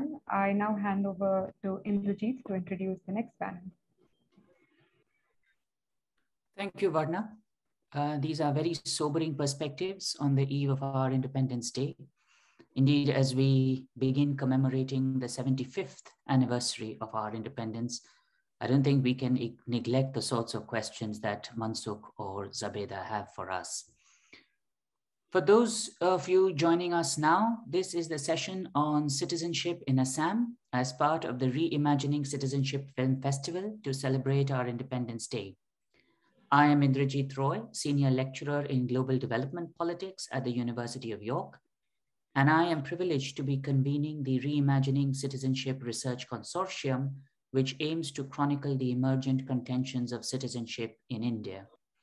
It draws on arts and humanities research and is a collaboration with public intellectuals, filmmakers, academics, activists, and poets. We are supported by the Arts and Humanities Research Council of the UK, and our co-investigators on this consortium include Harsh Mandar, who will, we will hear from a bit later today, Natasha Badwar, Mujibur Rahman at the Jamia Millia Islamia, K. Ravi Raman at the Kerala State Planning Board, Mohsin Alam Bhatt of Jindal School of Government, Buddhadev Haldar, who's my colleague at the University of York, and Abdul Kalam Azad, who you heard a bit earlier, who's an Assam-based poet and a doctoral student at Vrije University in Amsterdam, as well as a team of postdoctoral researchers who use digital ethnographies, emotional testimonies, and transformative storytelling as methods. Our website and Twitter handle are in the chat box, and you're very welcome to follow us and keep up to what we are doing. Now, I'd like to invite Professor Smitana Saikia to lead a conversation with Ashraful Hussain. We did have Rehana Sultana as one of our panelists, but I think she may not be able to join us as she has had to be away on a family emergency, and the internet is pretty patchy where she is. In any case, Ashraful is perhaps well known to everyone, a leading public figure in the quest for humane citizenship in Assam. Smitana is a faculty at the School of Development at Azim Premji University, and her interests lie at the intersection of political geography, identity politics, federalism, and conflict studies. And as I said, Ashraful is a poet whose voice you've already heard. He's a social activist who was elected to Assam's Vidhan Sabha in the recent election, so is currently an MLA. Maybe one of the youngest MLAs in the country, but he is. So over to you, Smitana, your Master of Ceremonies for the next half an hour or so. Thank you so much, Indrajit. I want to really start with thanking, the team at University of York, led by Indrajit, Karwan, Mohabbat, Harsh Mandar, Center for Equity Studies, the team there, for really putting together these, brilliant and poignant, series reflecting the lived realities of communities who are at the receiving end of state oppression, of disenfranchisement and dehumanization. So thank you really for doing this, because if not today, when, And so I'll begin also by thanking Ashraful for joining us. Ashraful, your work, your voice, firstly, of course, congratulations for being elected. That's wonderful news. But more importantly, I think your voice, your intervention, has really sort of turned the mirror towards the Assamese society. And, it really speaks truth to power. And when I say power, I mean, in the sense of those in power, those of the dominant communities, the dominant discourses. And I think that's what's rattled people so much, because the mirror is turned inwards. And you've almost, your work, the work of the Mia poets, I think, have really shaken us off our slumber and this constant habit of navel gazing that often comes with parochialism and chauvinism. So thank you, more power to you all for doing this. I am just an observer, and I study these things. So as Suraj had, given a disclaimer, the disclaimer also holds for me. Having said that, I think these films, have really reflect the kind of precipice that we are in terms of, what democracy means for a country like India.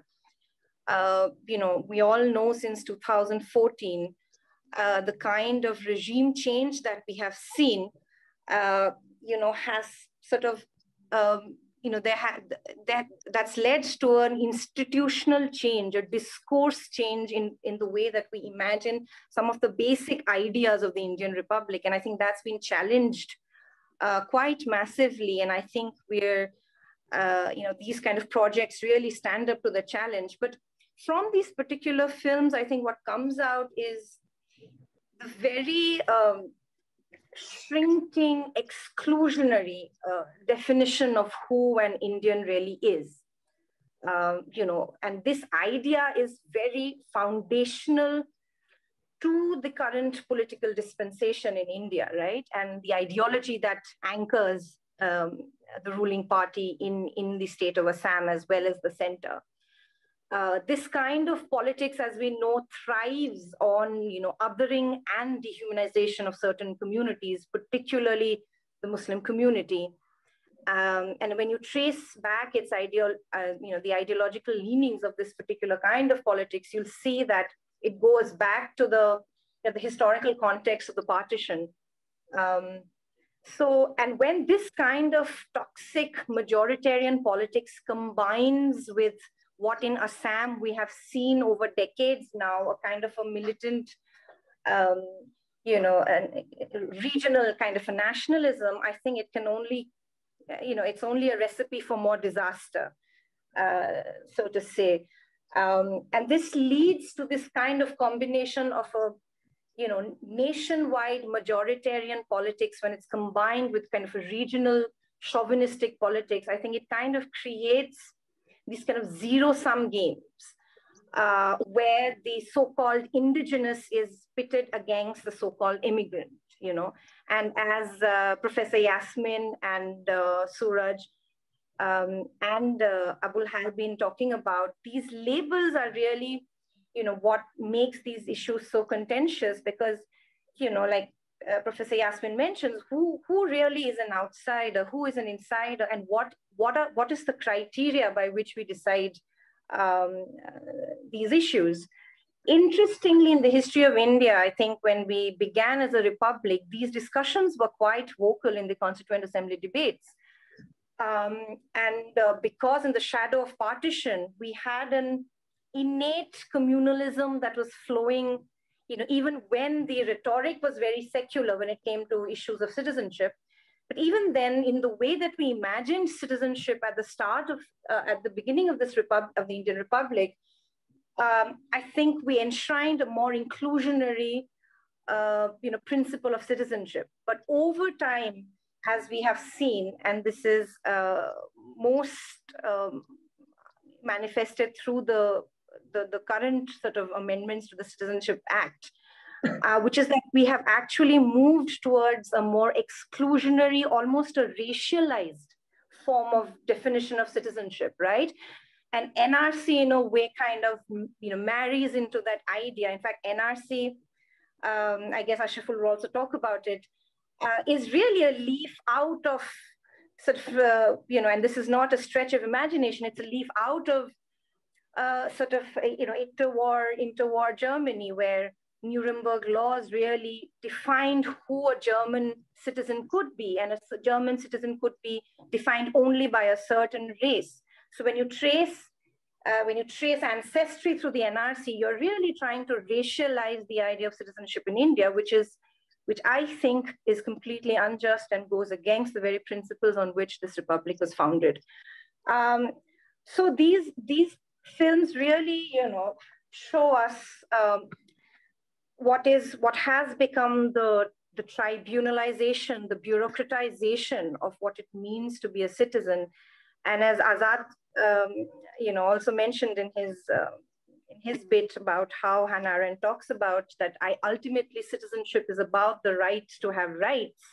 In fact, when we talk about humanity, when we talk about human rights, in modern nation states, human rights also flow from citizenship rights, unfortunately, which is why it's so important to have a membership of a country and be a citizen.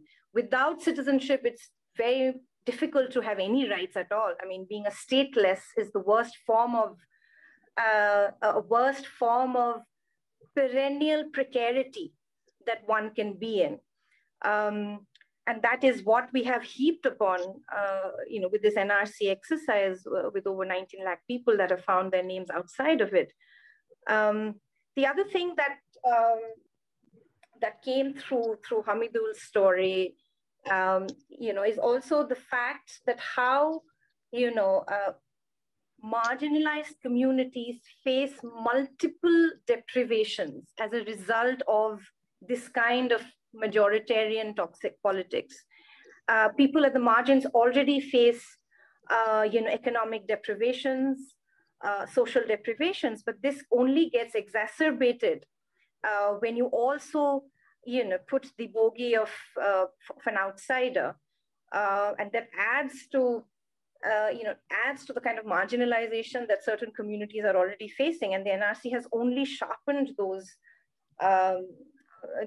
those forms of deprivation. So I think what we really need to imagine now is an alternative to this kind of majoritarian politics that not only infests the national politics, but also our regional politics, which is very much majoritarian in nature. And unless we can imagine an alternative to this kind of politics, things are going to be perhaps even dire. But I guess realization that we are at this precipice is really the beginning of change, I guess. So, and bringing together people who are resisting this is also the first step, I believe. So, with this, I would invite Ashraful to give his comments and observations. Thank you. Citizenship के ऊपर जो आज विषय लेके आए हैं, यहाँ पे आप लोगों ने कई सारे फिल्म दिखा है। यहाँ पे साफ साफ दिखाया जा रहा है कि लोगों ने जिन सारे मुसीबत के अंदर से गुजरना पड़ रहा है, ये पूरा स्वतंत्रता कि 75 होने के नाते आज का लिए एक बड़ा शैम है, क्योंकि देखिए हमारा इस देश में हमारा पूर्वज ने जन्म ली है, उनके हड्डी मसली सब कुछ इस मिट्टी में है। हम हमारा खून और हमारा पसीना इसमें बहाया इस देश के लिए, इस आसाम के लिए। हमारा पूर्वज ने, हमारा आज का जनरेशन ने बहुत सारे काम करते आ रहा है। जैसे हमारा कम्युनिटी जो है, इन लोगों ने विशेष तौर पे खेती बाड़ी के काम ज्यादा करते हैं। आसाम के जितने ज्यादा से ज्यादा जो एग्रीकल्चर प्रोडक्ट्स है इन लोगों की तरफ से आता है, और इतने मेहनत करने की भी नाती देश की सबसे आसाम के सबसे गंदे गर्दे भी जितने काम है हम लोग ही करते हैं, हमारा कम्युनिटी लोग ही करते हैं। नाले साफ से लेके रास्ते बनाने तक, बिल्डिंग बनाने से लेके अलग अलग काम तक। फिर भी इस कम्युनिटी के ऊपर कोई आज तक, यहाँ का कोई भी सरकार ने आज तक मोहब्बत नहीं दिखाया। दूसरी बात ये कि जो सरकार के पास जो कानून है, देश के पास जो कानून है, सिटीजनशिप की कानून, इस कानून आज के स्टेज में, आज के दिन में ऐसे हालत में आ गया कि मुसलमान लोगों को सिटीजनशिप ना देना ही अच्छा है। क्योंकि देखिए सीए के जरिए इन लोगों ने कानून के जो मूल स्पिरिट था, देश का संविधान का जो मूल स्पिरिट था, उसके बिल्कुल ऑपोजिट एक स्टैंड लेके उन लोगों ने दिखा दिया। एज वेल एज बहुत ही इस हफ्ते में दूसरे और एक चीज डेवलप हुआ है, वो नेपाली फॉरेनर्स या रिफ्यूजी या डाउटफुल फॉरेनर्स के साथ जो अपडेट हुआ है। आसाम का जो कैबिनेट है, आसाम कैबिनेट ने एक डिसीजन लिया है कि आसाम में जितने सारे नेपाली अर्थात या आपका जो गुरखा कम्युनिटी है, इन लोगों के अगेंस्ट में जितने सारे फॉरेनर्स का मुकदमा है उसको विड्रॉ किया जाएगा सरकार की तरफ से। तो ठीक है ये बात, अगर किसी के मुकदमा विड्रॉ करे तो सबका करना चाहिए। आज सिर्फ एक पर्टिकुलर कम्युनिटी को आज इस बार विड्रॉ किया। पिछले समय में जो मुसलमान नहीं है, जो अफगानिस्तान, पाकिस्तान, बांग्लादेश से माइग्रेट किया है, तो 2014 तक उनको सिटीजनशिप दिला दिया। तो मुझे लगता है कि इसके जरिए देश के जो संविधान के मूल भावना है उसको एक तरफ से दूसरे डायरेक्शन में भेजा जा रहा है। आज हमारा आसाम में जो सिटीजनशिप की क्राइसिस है, वो अगर दिखना चाहते तो आप थोड़ा इंडिपेंडेंस के पहले तक भी जाना पड़ेगा। ये बात साफ साफ है कि आज का जो बांग्लादेश है, 1972 का पहले का जो पाकिस्तान है, और 47 का पहले का जो हिंदुस्तान था, जो बड़ा सा हिंदुस्तान था, सब लोग भी पाकिस्तान, बांग्लादेश और इंडिया मिलकर जो हिंदुस्तान था, उस हिंदुस्तान के कई कई डिस्ट्रिक्ट से हमारा पूर्वज को लाया गया था इस जमीन पे, और हमारा पूर्वज को ला के यहाँ पे बताया गया था कि आप लोग खेती बाड़ी करो, आप लोग यहाँ का जितने सारे वेस्ट लैंड है उसको उस पे एग्रीकल्चर एक्टिविटीज करो, इसका जरिए इस राज्य की, ये पूरा देश की जो चाहिदा है वो मिटेगा। तो ऐसे करते आ रहे थे, लेकिन ज्यादातर लोगों को आज तक भी लैंड राइट नहीं मिला। कोई हजारों गांव है आसाम में, जिस गांव में आज तक सर्वे ही नहीं हुआ। हजारों गांव इससे सर्वे हुआ था, लेकिन उसमें जो लैंड का रजिस्ट्रेशन फार्मर्स को देना था वो नहीं दिया। तो फिर भी उस टाइम से ही एक एंटी इमिग्रेंट, उस टाइम इमिग्रेंट तो बोलना नहीं चाहिए था, फिर भी एंटी इमिग्रेंट एक मूवमेंट तब से ही खड़ा हुआ था कि इन लोगों को ना लाया जाओ। तो फिर भी बाद में कई सारे कानून, कई सारे पॉलिसी बना, उस पॉलिसी के जरिए कई लाख लोग तो आ गया, आज जिसका पॉपुलेशन कोई लाख हो गया। तो बाद में इंडिपेंडेंस तक तो सही चला, उस टाइम तो दंगा तो पूरा देश में हुआ था, आसाम में भी हुआ था।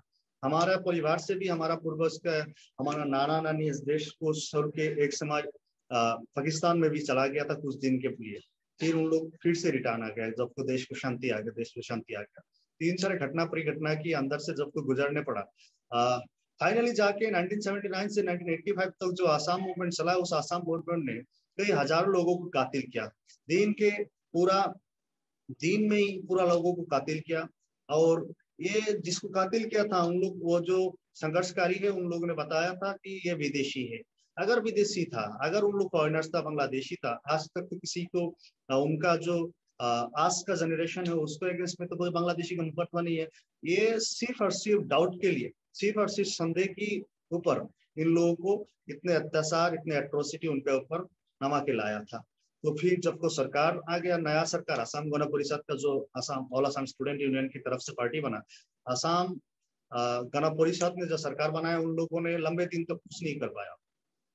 फिर 1997 में डी वोटर को इंट्रोड्यूस किया, कई हजारों लोगों, लाखों लोगों को अगेंस्ट में डाउट डाल दिया, और इन लोगों ने हियरिंग होने के लिए बच्चे, इस बार जैसे हम एनआरसी में इधर उधर भटकते रहा, उस टाइम 1997 में भी ऐसे एक एक्सरसाइज चला था, जिसके जरिए वोटर लिस्ट के जिसके नाम वोटर लिस्ट में है, इन लोगों ने हियरिंग के लाइन में लगा खड़ा होके खुद का सिटीजनशिप प्रूव करना था। और उस वो एक्सरसाइज में जिसने पार्टिसिपेट नहीं कर पाया था, उस वहां से ही ज्यादातर लोगों को डी वोटर बनाया गया था, वो और परिसंख्या कई लाख था। बाद में ये परिसंख्या को फॉरेनर्स ट्राइब्यूनल में जाते आते कई कमते आ रहा है, फिर भी आज का दिन में भी लाखों से भी ज्यादा लोगों को फॉरेनर्स बनाया गया। मैं यकीन के साथ कह सकता हूँ, पूरा जिम्मेदारी के साथ कह सकता हूँ, जिन लोगों को फॉरेनर्स ट्राइब्यूनल या अलग अलग कोर्ट में फॉरेनर्स बनाया है, यहाँ पे तो एनोमलीज है, क्योंकि किसी के ये जो ज्यादातर लोग का अनपढ़ लोगों ने कहीं कहीं पे खुद का नाम का स्पेलिंग हो या उनका एड्रेस के इधर उधर होना, इन सारे गाँव के लोगों को फॉरेनर्स बनाया गया, और उसका फाइनल डेस्टिनेशन जाके कोई सारे लोगों का ये फॉरेनर्स ट्राइब्यूनल भी फाइनल डेस्टिनेशन हुआ है।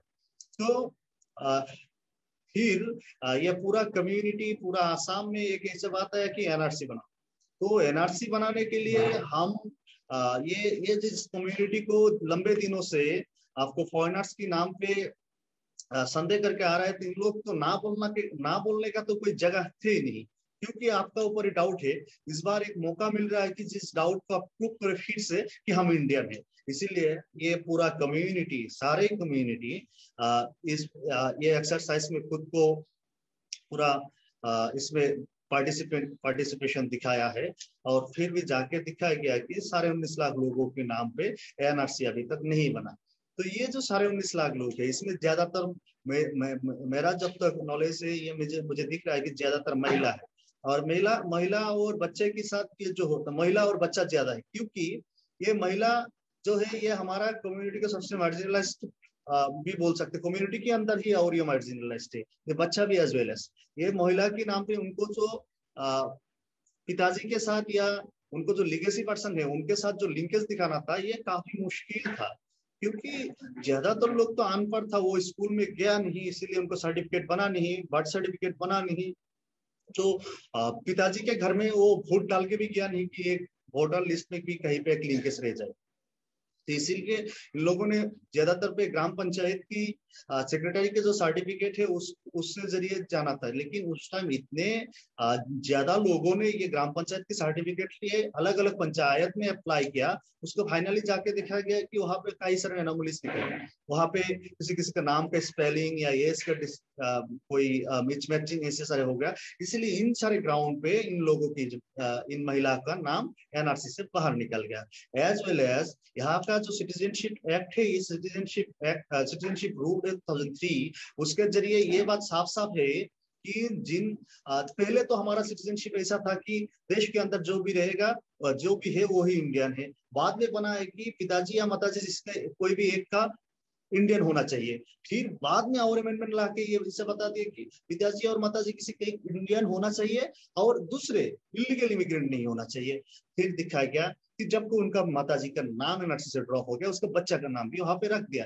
एज वेल एज जिसका पेरेंट्स कोई भी एक पेरेंट्स डी वोटर है, किसी के नाम पे फॉरेनर्स की डाउटफुल के केसेस जैसे रेफरेंस केस वगैरह है, उनको नाम भी एनआरसी से बाहर निकल दिया, उनका बच्चा का जिसका जन्म 2004 के बाद में हुआ। तो ऐसे करके ये परिसंख्या बना। इंटरेस्टिंगली दिखाया गया कि उस टाइम पे सारे लोगों का जिसका नाम एनआरसी से ड्रॉप हुआ है, जिसको रीवेरिफिकेशन के लिए आसाम के अलग अलग पार्ट पे उस टाइम शॉर्ट नोटिस पे लॉन्ग डिस्टेंस बुलाया था, कई हजारों कोई लाखों लोगों को, अराउंड 30 लाख लोगों को बायोमेट्रिक लिया हुआ था। आज तक भी 27,000 से ज्यादा लोगों को, इस बार मैंने असेंबली में क्वेश्चन रेज किया था, वहां पे बताया गया कि 27,000 से ज्यादा लोगों का ये जो बायोमेट्रिक है उसको रोक दिया गया।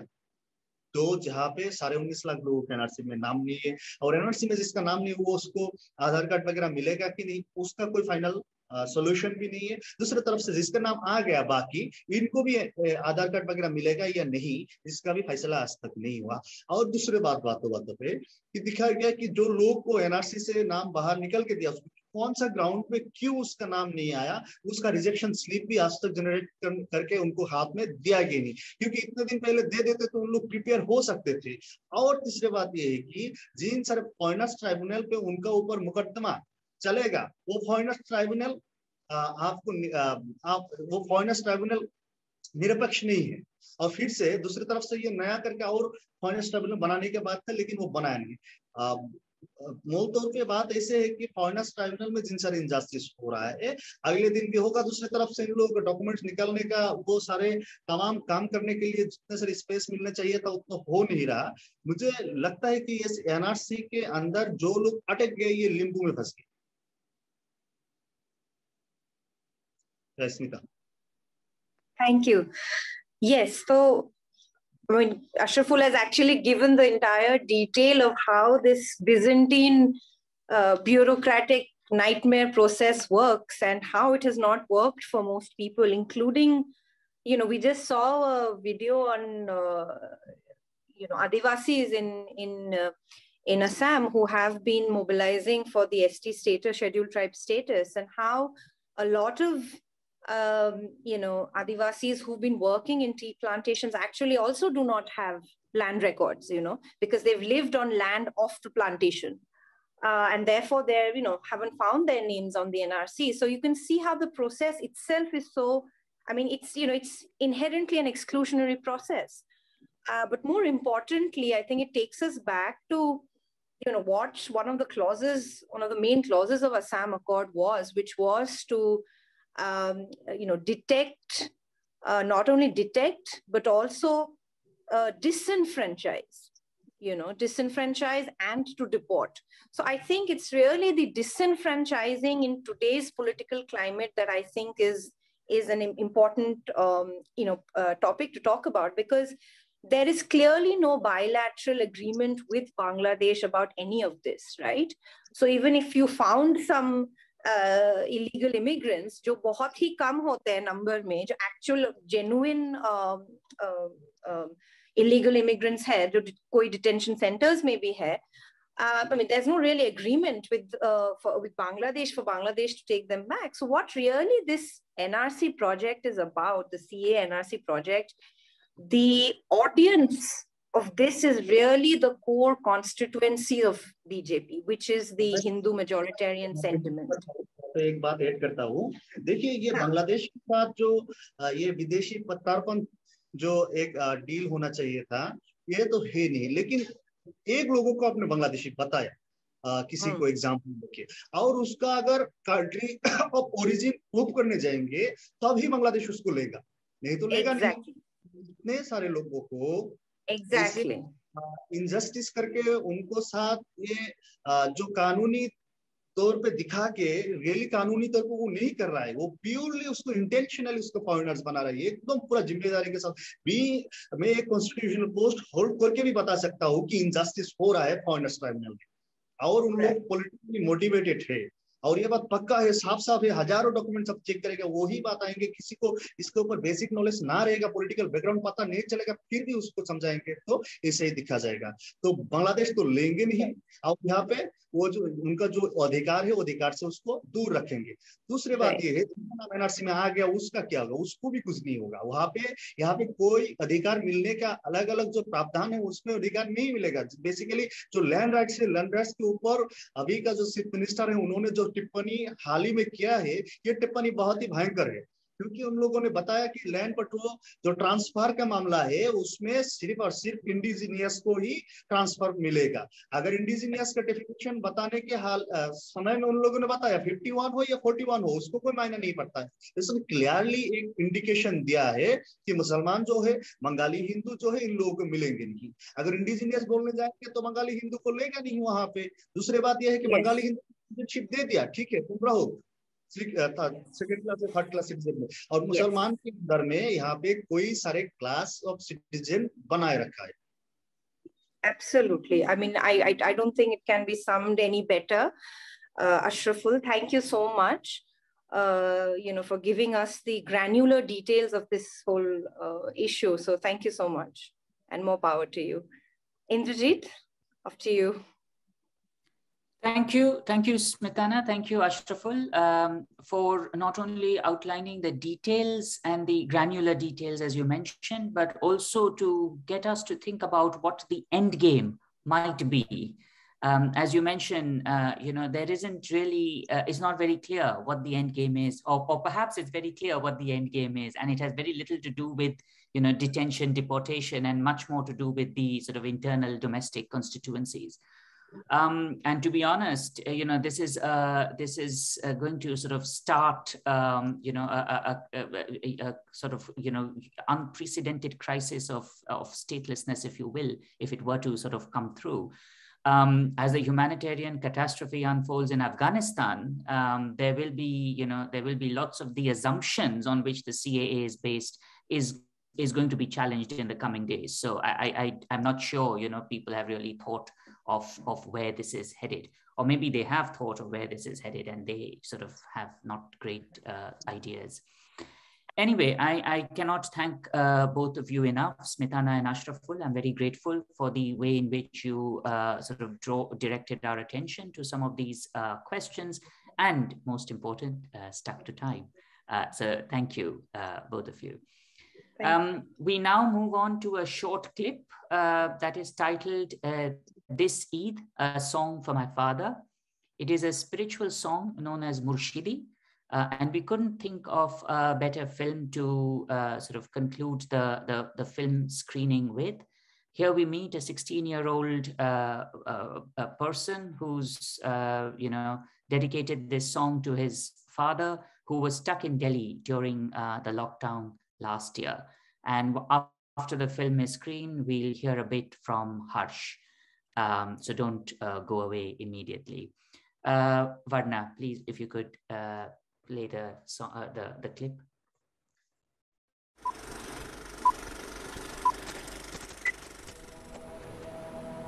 আমার মনে চায় না রে এহি ঘরবাড়ি আমার মনে চায় না রে এহি ঘরবাড়ি তোমার বাড়ি তোমারই ঘর তোমারই এই সংসারী তোমার বাড়ি তোমারই ঘর তোমারই এই সংসারী তোমার বাড়ি থাকি রে আমি যেই দিন হারাইছি রে আমার মনে চায় না রে এহি ঘর বাড়ি আমার মনে চায় না রে এহি ঘর বাড়ি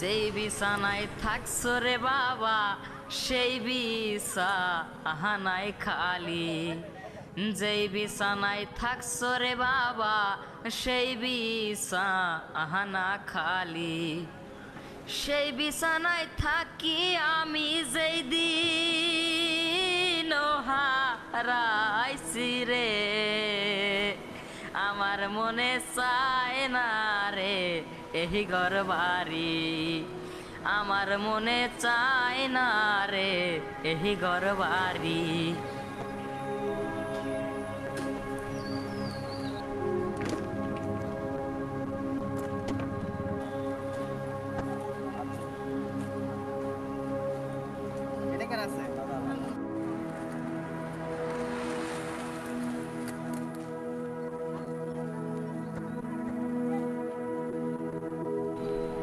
রাস্তা দিয়া কত লোক যায় সাইয়া আহিয়া দেখি রাস্তা দিয়া কত লোক যায় সাইয়া আহিয়া দেখি ওই আমার বাবার মতো আমার চোখে একজন না দেখি রে আমার মনে চায় না রে এই ঘর বাড়ি আমার মনে চায় না রে এই ঘর বাড়ি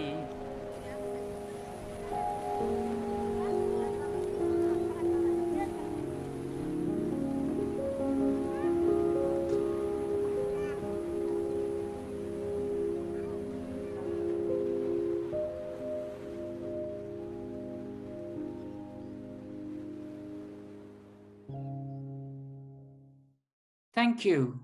Thank you for that. We couldn't think of a better film really to close this session with. But before we conclude, I'd like to invite our co-investigator and collaborator, Harsh Mandar, who's based at the Center for Equity Studies, to say a few words. Harsh is involved with this consortium along with Natasha, Professor Mujibur Rahman, Dr. Ravi Raman, Mohsin Alam Bhatt, and Dr. Buddhadev Haldar and Abdul Kalam Azad, as well as a team of postdoctoral researchers who use digital ethnographies, emotional testimonies, and transformative storytelling as we try and chronicle the emergent contentions of citizenship in India. I now hand over to Harsh for a few minutes, if you will, Harsh. Thank you, Indrajit. Thank you, all of you who shared this afternoon.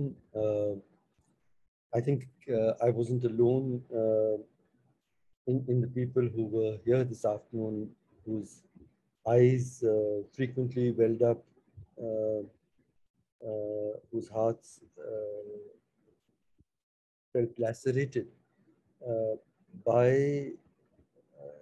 the conversations and the films that we saw this afternoon about the unfolding, still unfolding, probably the largest project of manufacturing stateless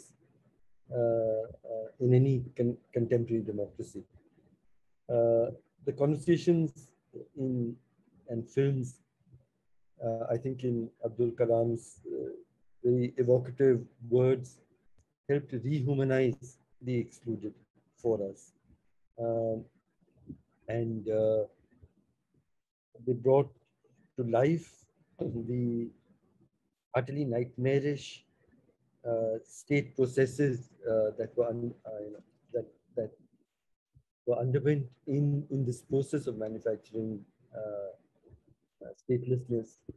The result has been to reduce an entire community to a state of actually permanent insecurity about whether they will continue to have the right to have rights in this country. And the last film was we saw of the young boy singing is a favorite of mine because it uses traditional folk forms to remind us that with all of this, the people in these communities of potentially excluded citizenship also are migrant workers. They're also hit by all the crises that working poor people are hit in this country, including COVID and the lockdown. And in all of this, I think what we need to take away is our state and its institutions, our political processes are potentially creating a Rohingya-like crisis, perhaps even worse in the coming months, years. As Ashraful rightly said, there's not even a conversation to deport them back to Bangladesh. The project is really to reduce them into a situation of disenfranchised second-class citizens. in large numbers in our country. And I think in the end, it is a project to destroy the central pledge of the Indian Constitution and the freedom struggle. This would be a country that would be humane, it would be inclusive, it would be egalitarian, and it would include as equal citizens in every way, people of every religious identity, every ethnicity, every language. I think that would be ultimately destroyed, along with the lives of the hundreds and thousands of people who ultimately will be declared non-citizens. And I think this must engage every caring, responsible citizen of not just India, but of the world, to stand in solidarity.